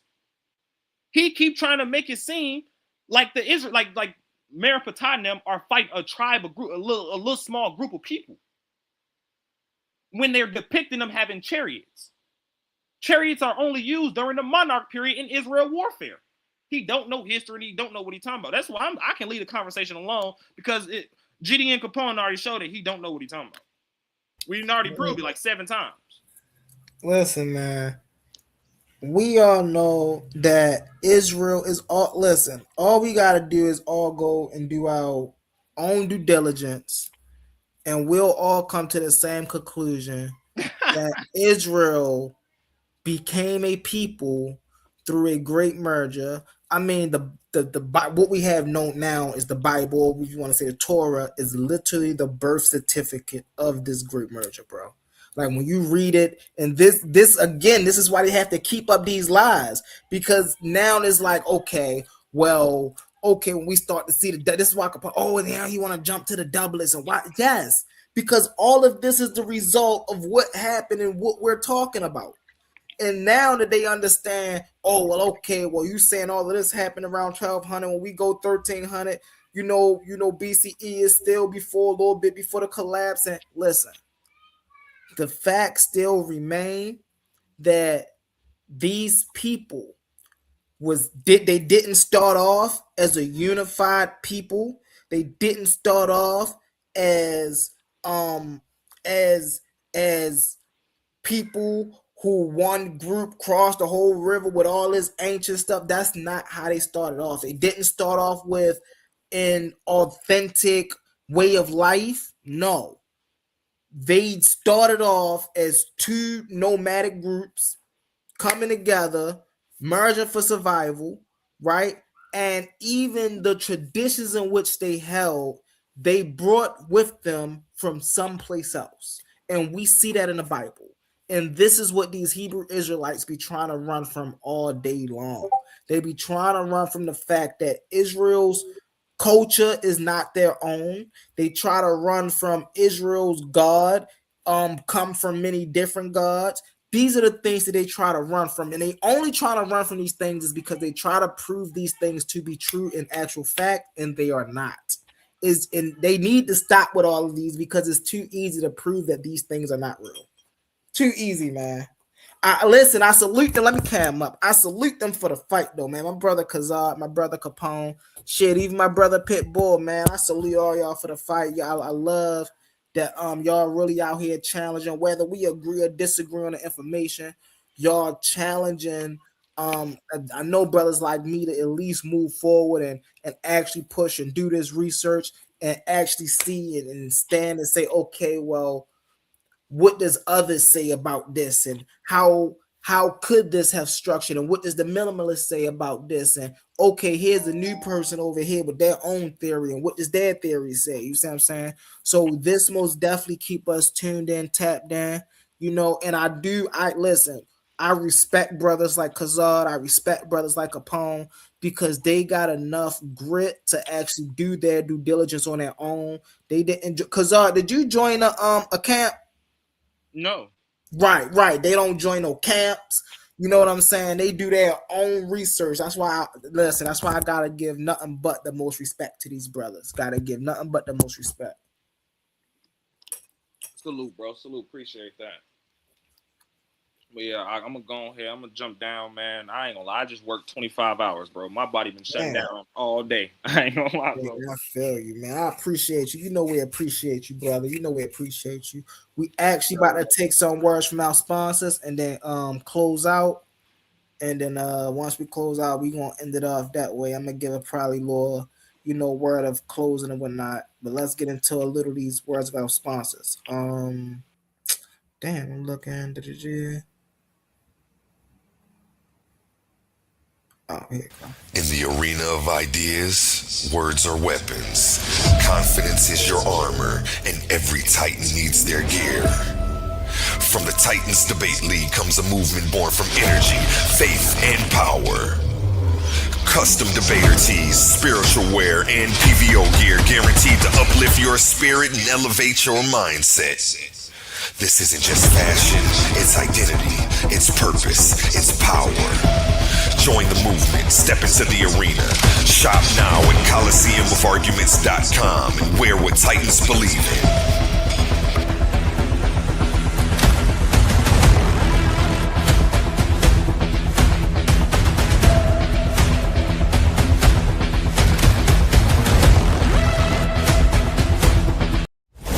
Let's be real for a second. Some of you claim you're the best debaters in the game, but every week you're still arguing for free. You study, you prepare, you show up, you give them viral moments, and the platform gets paid, not you. That's not competition, that's exploitation. Some leagues built their entire reputation off the backs of debaters they never intended to compensate. Clips, views, donations, super chats, and the people creating the content still walking away with nothing. Over here, we don't play that game. We are one of the only debate leagues actually paying debaters, reinvesting back into the community. Because if your arguments generate value, you deserve value. So here's the reality check. If you're really the monster you claim to be, if your research is really as sharp as you say, if you really think you could dominate any room, then prove it. And here's where the stakes are real. Warriors don't fight exhibitions forever. They fight where the prize is. So you have a choice. Stay comfortable debating for exposure, building someone else's empire, or come step into the arena where serious debaters get respect and paid. This isn't charity. This is combat.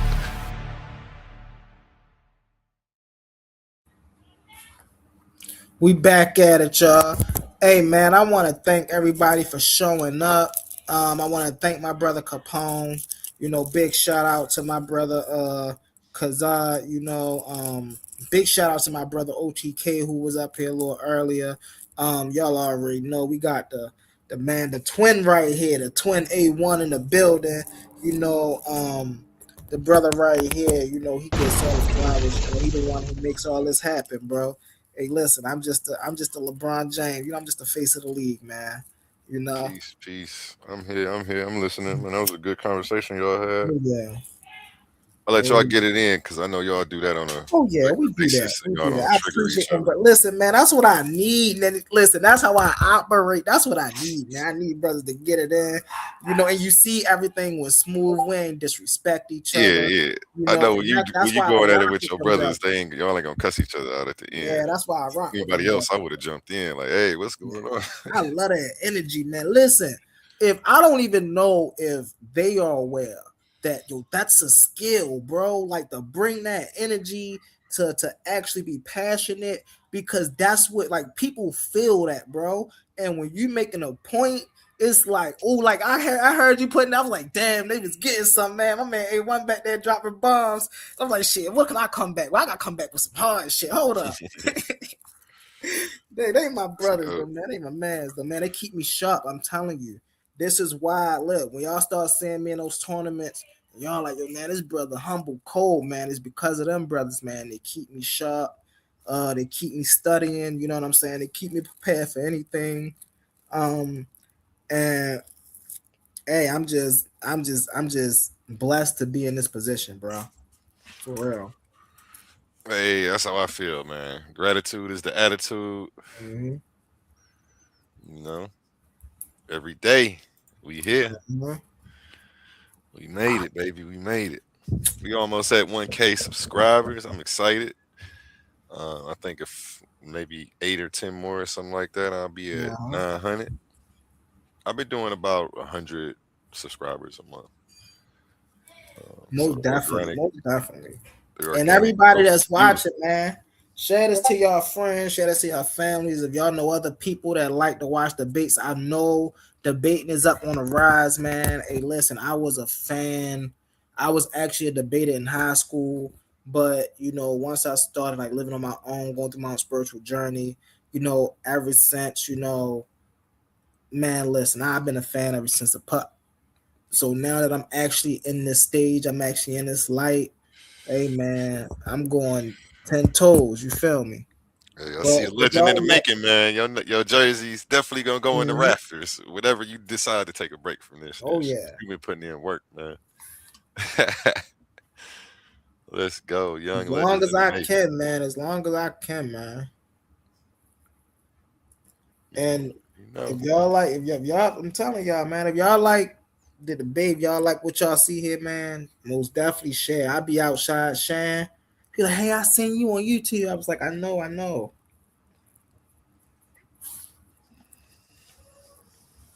Share it to y'all Facebooks too. Share it to y'all Facebooks.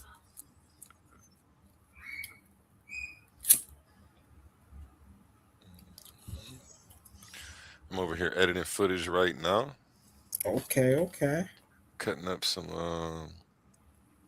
I have so many long open panels where people popped up in the middle. Yeah.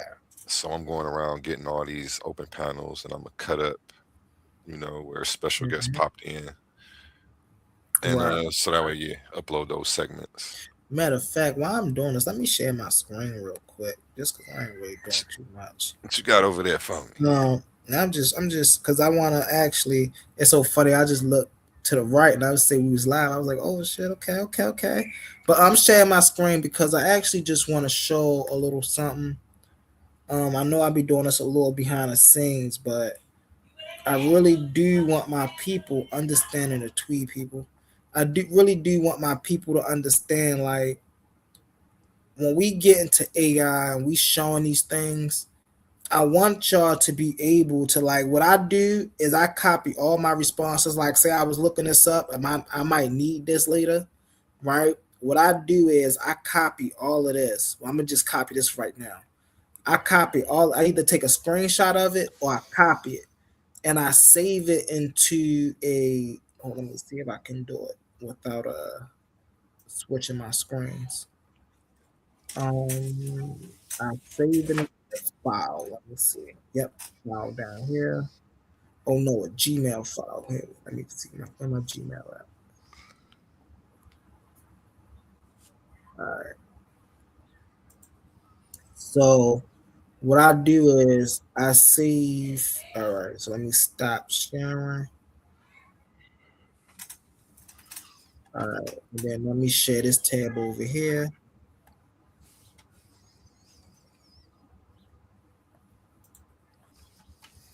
And then I save all of what I look up into. Sometimes I save them in the slides, right? So I never know when I might need them again. So this is my, man, it's a new when I tell y'all, man, I be doing this, bro.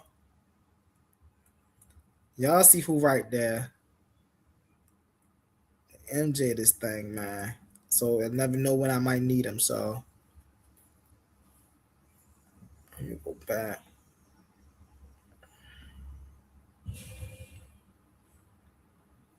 It's another presentation. It's not showing. It's showing your Gmail. Oh, it's showing my Gmail. Okay, let me stop. Let me share this tab instead. Okay, there it go. Can you see it? Yeah, let me come back. There we go. Now we on the presentations. So there's another one. What's another one? I had a couple of them. This the new sheriffs in town joint. Oh, this is what's gonna look tough. Yes. Be on the lookout for some new presentations coming to the members only section from Humble Mystic. You know, we're gonna post the first Yeah. half so y'all can see what y'all missing. Go ahead and cross on over. $3.99, baby. $3.99. I remember I did this one. What This was is one of your the first. This was one of the Yeah, first presentations I did over here. that was fire. I don't remember Yeah. seeing the slides though. Did you just talk your way through this one? No, I showed the slides. What was I missing? I was The, there. I don't know how I missed that. I did that. So I either keep them there or I bring them. Hold on, let me see. Let me go to my docs because I got a lot of stuff in my docs too. So, or I place them here.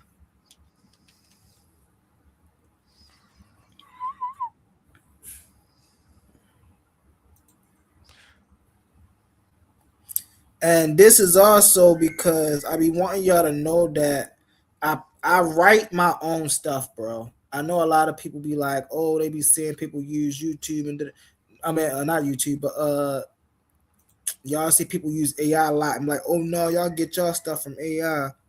Nah, man, look, I write a lot of my own stuff. This is what I do. Matter of fact, let me come back real quick. AI, I'm an AI. A1. Mm-hmm. You know when we be backstage and I'm like, we going live. Hey, when we back there, like, all right, bro, what you about to do? I'm about to put this presentation together real quick. He like, all right. And I be back there. He be like, you done? Nah, bro, almost. I gotta finish. He's like, all right, give me 5 more minutes, bro. That's because I'm sort of kind of like a perfectionist with my stuff too, man. Yeah, you done pushed this episode back 2 hours working on something. Mm-hmm. Like, what we doing, man? I don't be tripping though. We on divine time, man. Right. So yeah, that's what it is, man. Also, I want to show something else. Hold on, let me. Shout out to Divine Time with the Seven Sisters as well. Most definitely. Hold on, let me get here.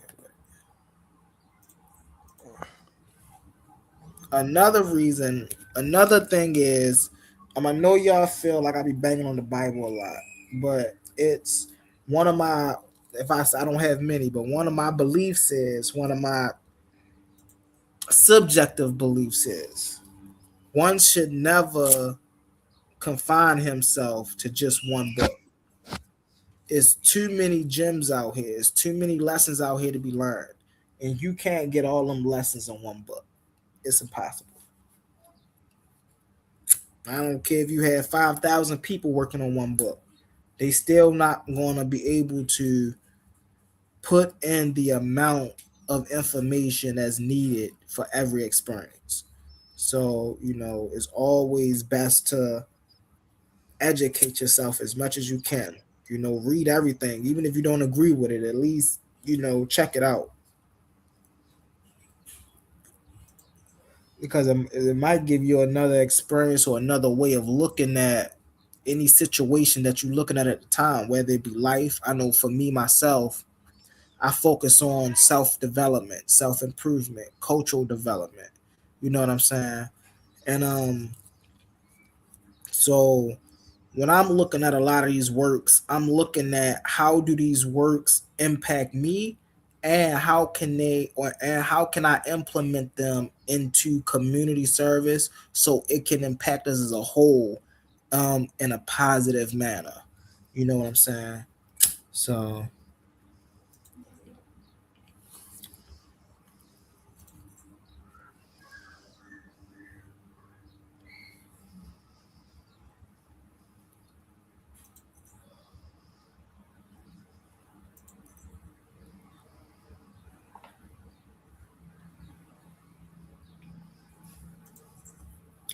What up? What up? We got 8 people in the building. 8 people in the building. What it do, y'all? Make sure y'all hitting that thumbs up. Make sure y'all sharing. Make sure y'all liking. Make sure y'all subscribing.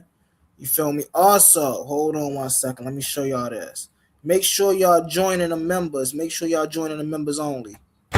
Attention all debate fans. You've been watching, you've been arguing, you've been picking sides. But now it's time to level up. From this point forward, all debates on this platform are going members only. That means the hottest clashes, the wildest arguments, and your favorite personalities going head to head will only be available to subscribers.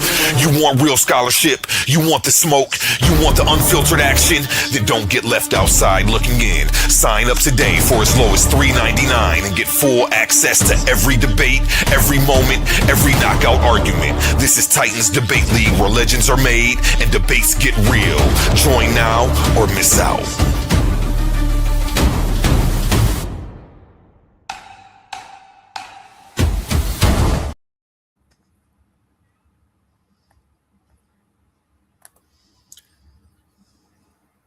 Most definitely, most definitely. Hey, listen, for $3.99, you really can't beat that. You know. Let me get this out the way really fast. Play your commercial for your show tonight. Oh, hold on. It's over there. Majority rules. Yeah, here it go, right here. Look, I'm looking for it. Here it go. In the arena of ideas, intellect is the ultimate weapon. Welcome to Titans Debate League. This is Majority Rules, hosted by Humble Mystic. 5 panelists enter, only 1 survives. This is a free-for-all where your downfall is only 1 mistake away. Do you have the engagement, the energy? Are your sources bulletproof? Is your conduct elite? If you slip, you fall. Every 30 minutes, the topic changes. The heat rises, then the host calls the vote. The audience is the judge, and the majority is final. Comment by comment, the weak are dropped. One by one, the ranks stand until only a single Titan remains standing in the fire. The winner takes it all. Here on Coliseum of Arguments, hosted by Titans Debate League. Only the brave speak here. Are you not entertained?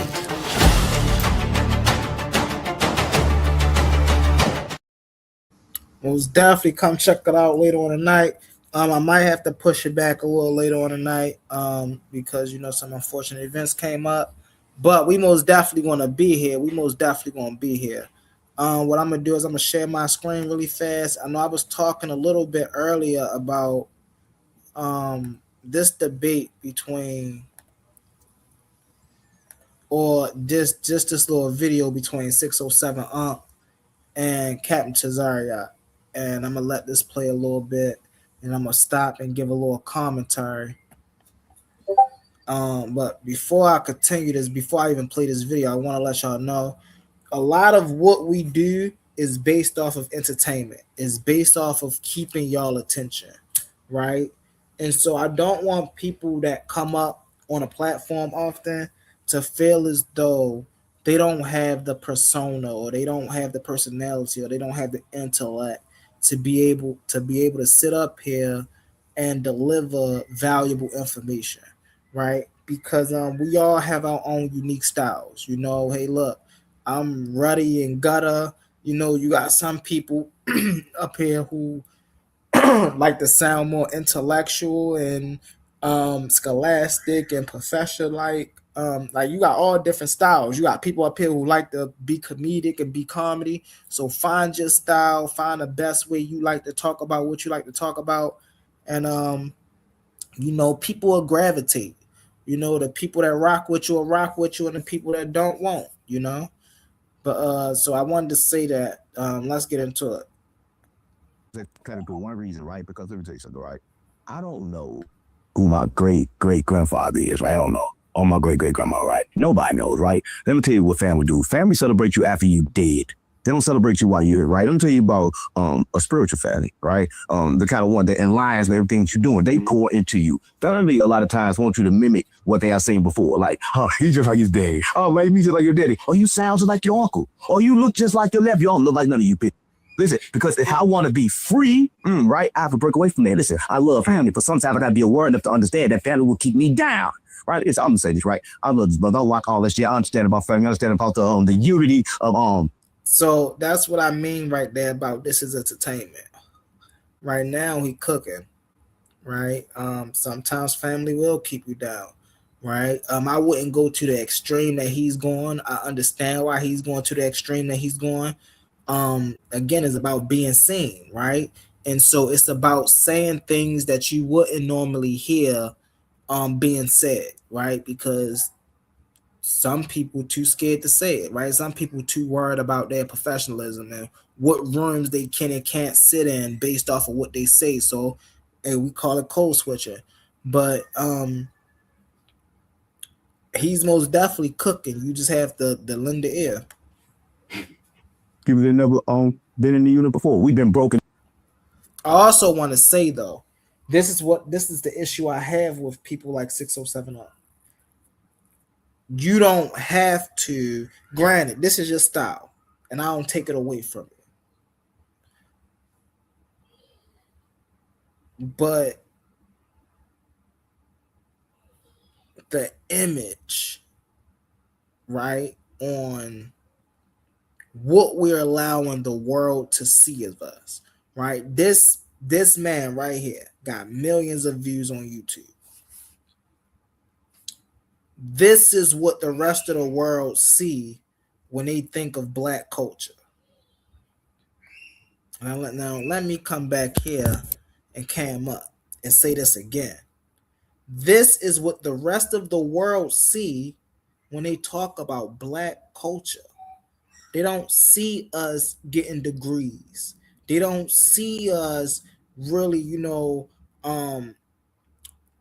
doing good in economics, right? They don't see us in the echelon. When you see the Black community and Black America and things of that nature, this is what they see. And this is the issue I have. Because why that got to be our image, right? Why can't, hold on, I'm put you on a big screen real quick, brother A1. If I can, here, go right here. Why can't this be our image? You feel me? Hold on, let me get this down. All right. If this can get 2 million views on YouTube, then why can't this get 2 million views on YouTube? See that be my thing, right? And this be my same message for, my brothers and sisters across the street, on my other planet, right?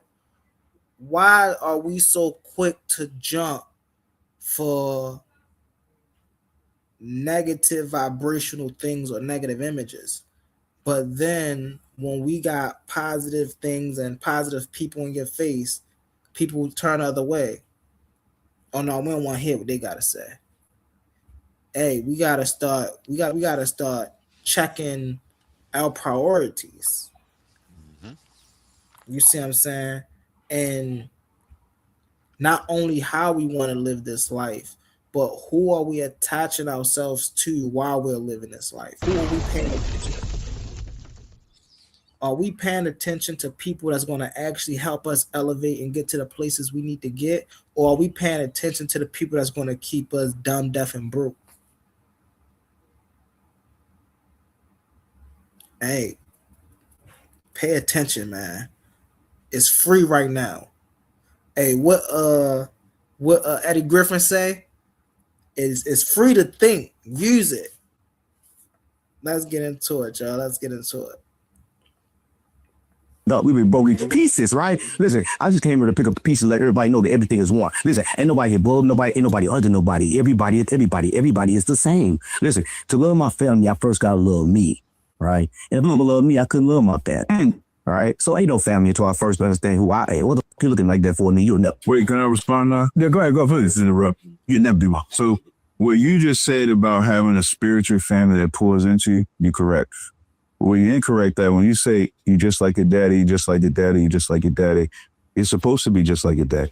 The problem is we don't see our daddy first. And the second problem is because our daddy are taught to hate our father. So when you say like, when you like your father, he is saying like you are spiritual. If you're truly spiritual, pay attention. If you're truly spiritual, you can reverse whatever pain your dad did. So when they say you like your daddy, it don't hurt you. The reason why nobody want to hear you like your daddy, because you're thinking about either your daddy being absent, your daddy being abusive, your daddy not being there. So now here's a story. You can have a father that was a full-out dope fiend, a father that abused you physically. And then as you grow up as a son, how do you navigate through a world where you didn't have a father that you felt that you love him? You know what you could do? You begin to love yourself, like he just said. And then when you love yourself, you know what else you can do? You can forgive your father. And then if you forgive your father, you know what that did? That then allows you to heal so that you don't become the same father to your son. Now, what I just did was take what he said spiritually and physically and actually gave. And this is why I gotta give Cap the flowers that I give Cap. Because he a beast with this, bro. He's very skilled when it comes to articulation. He's very skilled when it comes to delivering a message or delivering an example or making something relatable, right? Very skilled at that. Most definitely. So when y'all see me up here giving examples and doing it, hey, I got that from that brother. Very skilled. That's one of his strong suits.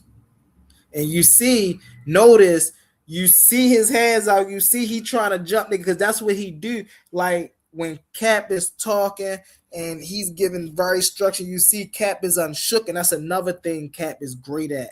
He's great at controlling the moment, right? Like he don't let people shake him. He don't let people distract him or none of that. When he's doing what he do, when he breaking his breakdown, he be focused on what he's talking about. You see what I'm saying? And a lot of when I'm up here talking and people hopping in and things of that nature, I got a lot of that from him. You see what I'm saying? And what that do is it make people want to jump in. You see how he want to like, oh my God, like he said something because that's Cap is great at that. He's great at sparking a reaction from a person and then making you look like the asinine. You see what I'm saying? I got control. But so I'm going to show the people that you don't have self-control. He won a lot of battles like that. A lot of them. That's another skill, man. That's another skill. Let's get it. A solution to his problem. He has yet to love himself to forgive his fathers, listen, forgive his grandfather. So he don't know how. You see, look, you see how he trying to distract him so bad, and he is on point, bro. He like, yeah, like I'm gonna continue to, but you see but this is what Cap make people do, bro. Like this is the strength of him being a verbal assassin. Let's get it. I understand what I'm saying for you. Do you and your father share the same DNA? Yes, good. Because they realized when you die, and they realized that there's something that's called there was an experiment that they did. One thing they did this experiment to figure out the brain. There's one thing about the brain, they can't figure out what they don't understand, right? Line. Let me speak, please. I'm about to say something very important. If people get you see. And so listen, man. Like even right here, right? So he know Cap just fucked him up on some shit. So now he like, hold up, let me have to show this nigga I'm not no intellectual dummy. So I know what I'm talking about. So Cap like, all right, bro, this is y'all show. I'm gonna sit back. You know what I'm saying? Y'all was heckling me a little bit, but when I get the heckling, you see, like it's all fun and games. But now watch, let's get into it. I'm about to show you that the world that we live in is simply an illusion, right? Let me tell you this, right? So people have near-death experiences, right? Meaning they died and they came back. So they took the blue light experiment, right?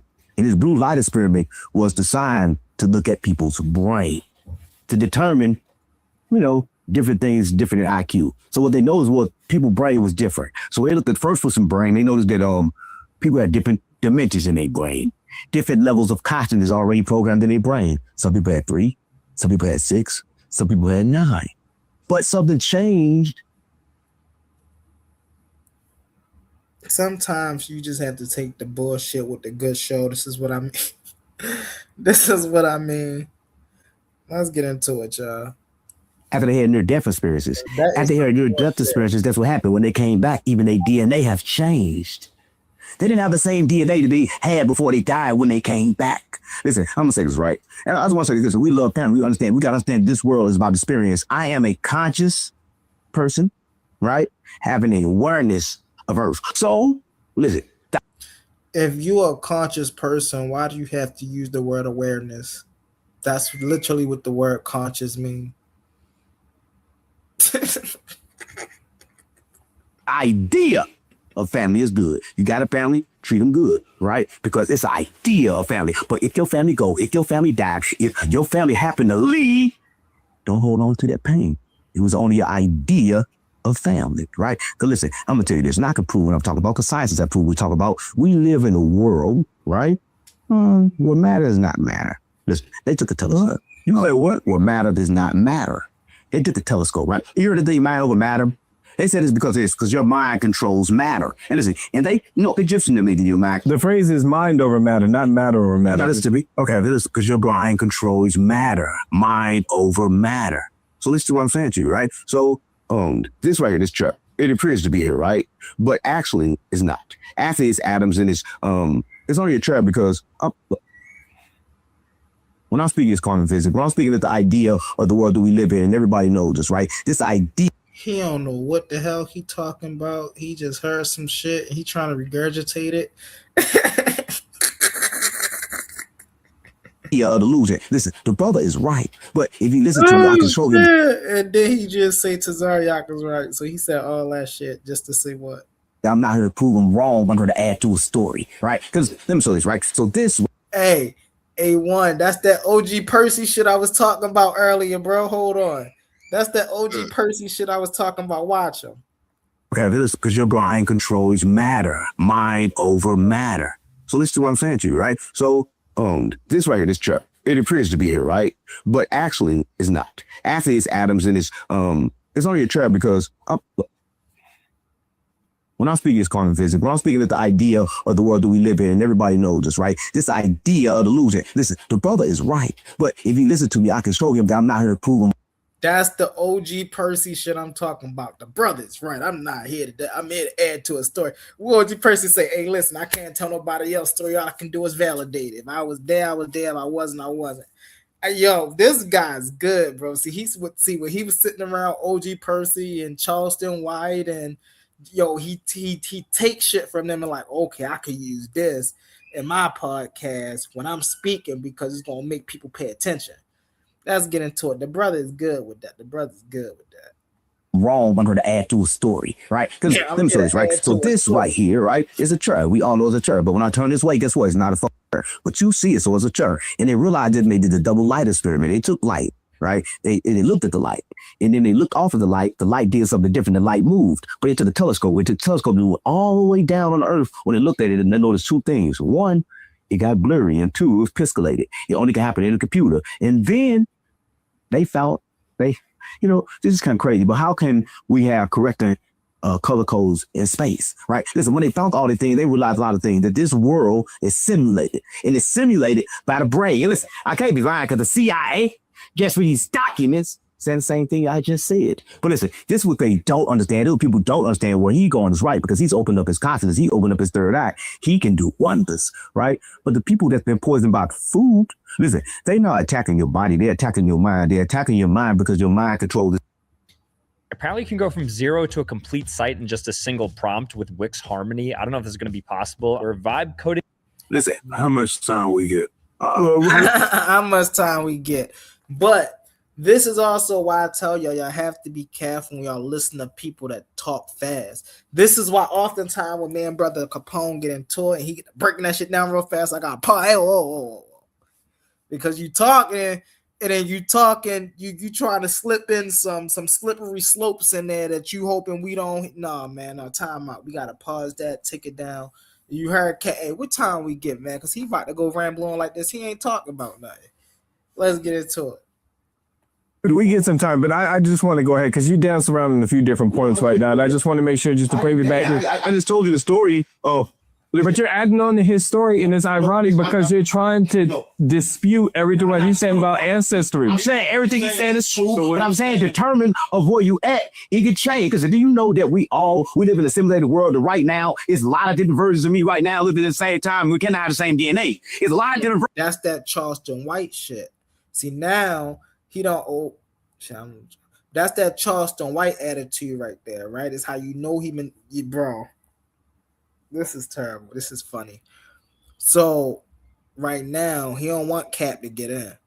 You feel me? So now he about to take over. He about to show everything. You see how he exposed? He all open. He wanna be seen. Cap is sitting here like, yo, this nigga is terrible. Hey, yo, this is crazy. Versions of me. We're trying to focus on this version right now. You know how many young boys and girls, young men and young women have mother and daddy issues, and the mother and father is still alive because they have not faced that trauma that they caused, and then they have kids and incarnate that trauma onto them? That's a cycle, a life of cursing. So how do you address that? You got to first address the root of the problem that affected them, which goes back to their family or go back to their childhood. What affected them? Teach them to love themselves. You teach them to work it out with their mother and father, not even for their mother and father's sake, but for their sake. If you're acting like your mother, if you're acting like your father, then you're no better than them, whether they are living or whether they are dead. I'm gonna say this: intelligence gets you nowhere in this world for these reasons, right?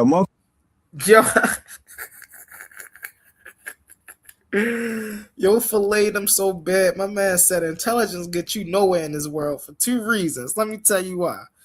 Hey, yo, this is hilarious.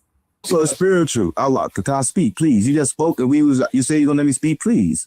I gave you haven't let him speak this entire time. See. So yo, look at his face. He like, oh shit, they gonna do him like that. They ain't let me cook. But it's all about like, bro, this is the thing. When you on here, you gotta not on here, but just when we are out in the public view, like on YouTube, we have to be respectful of one another. It's okay to do what you do, right? But do what you do and be able to contain yourself, right? Let's get into it. I'm sorry, please. This is a great moderator, by the way. Go ahead and finish.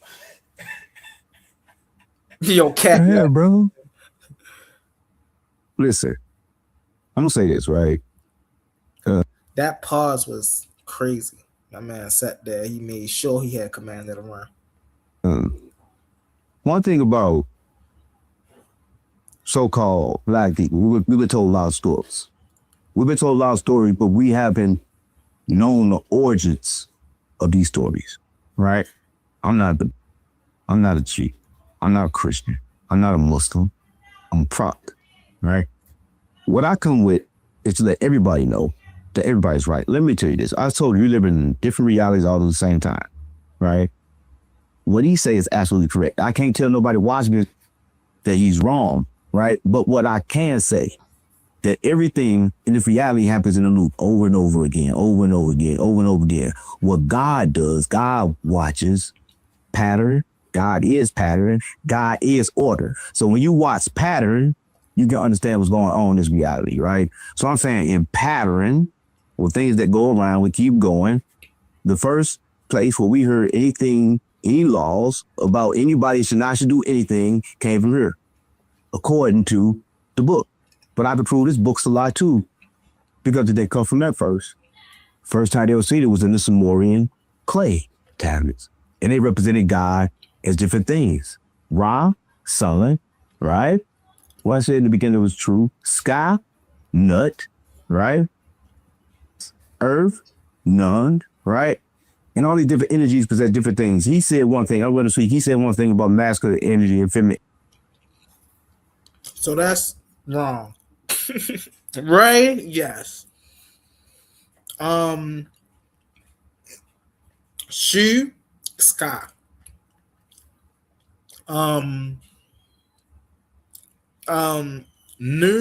None is potentiality, right? This is and they're not gods. That's the problem I keep having with people. And my bad, I'm overeating. And don't forget that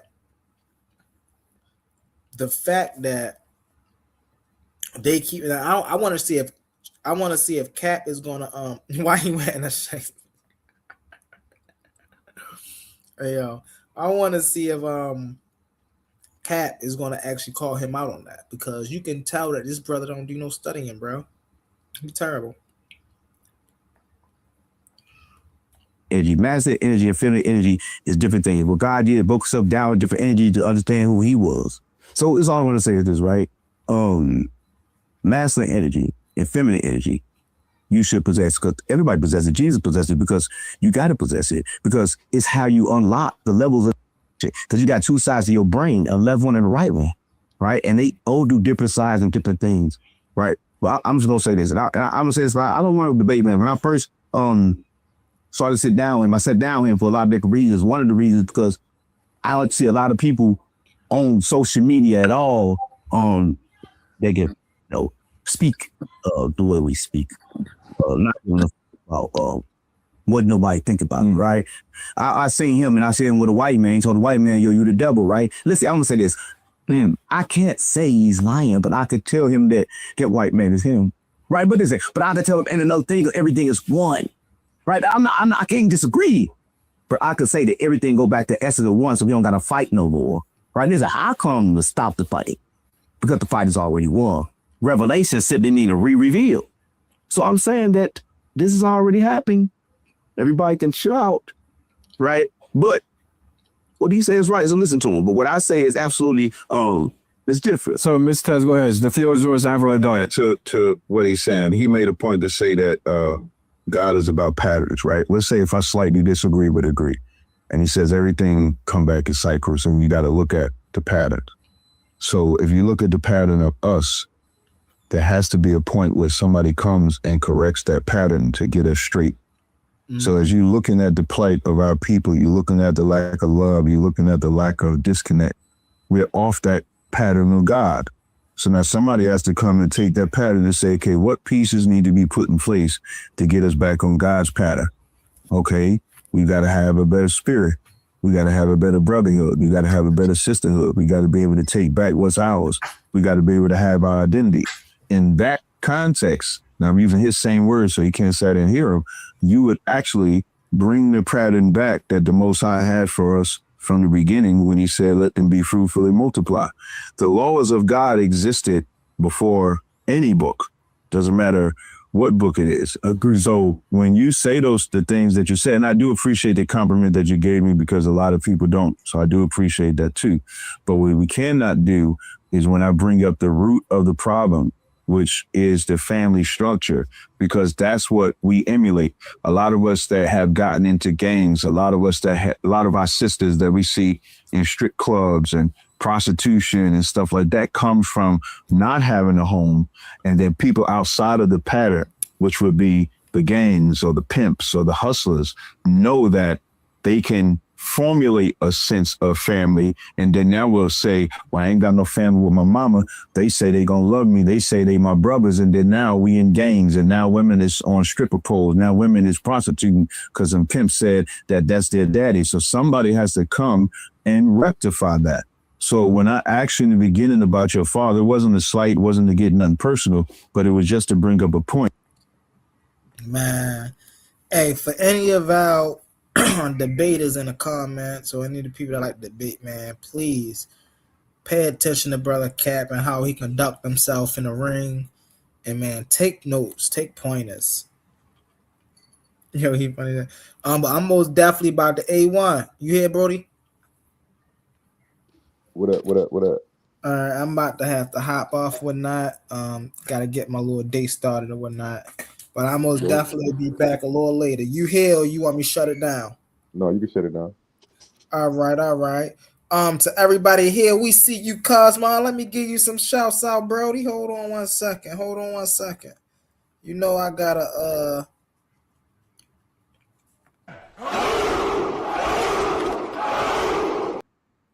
we got the Cosmo in the house. What's up, Brody? Look, that's another competitor right there.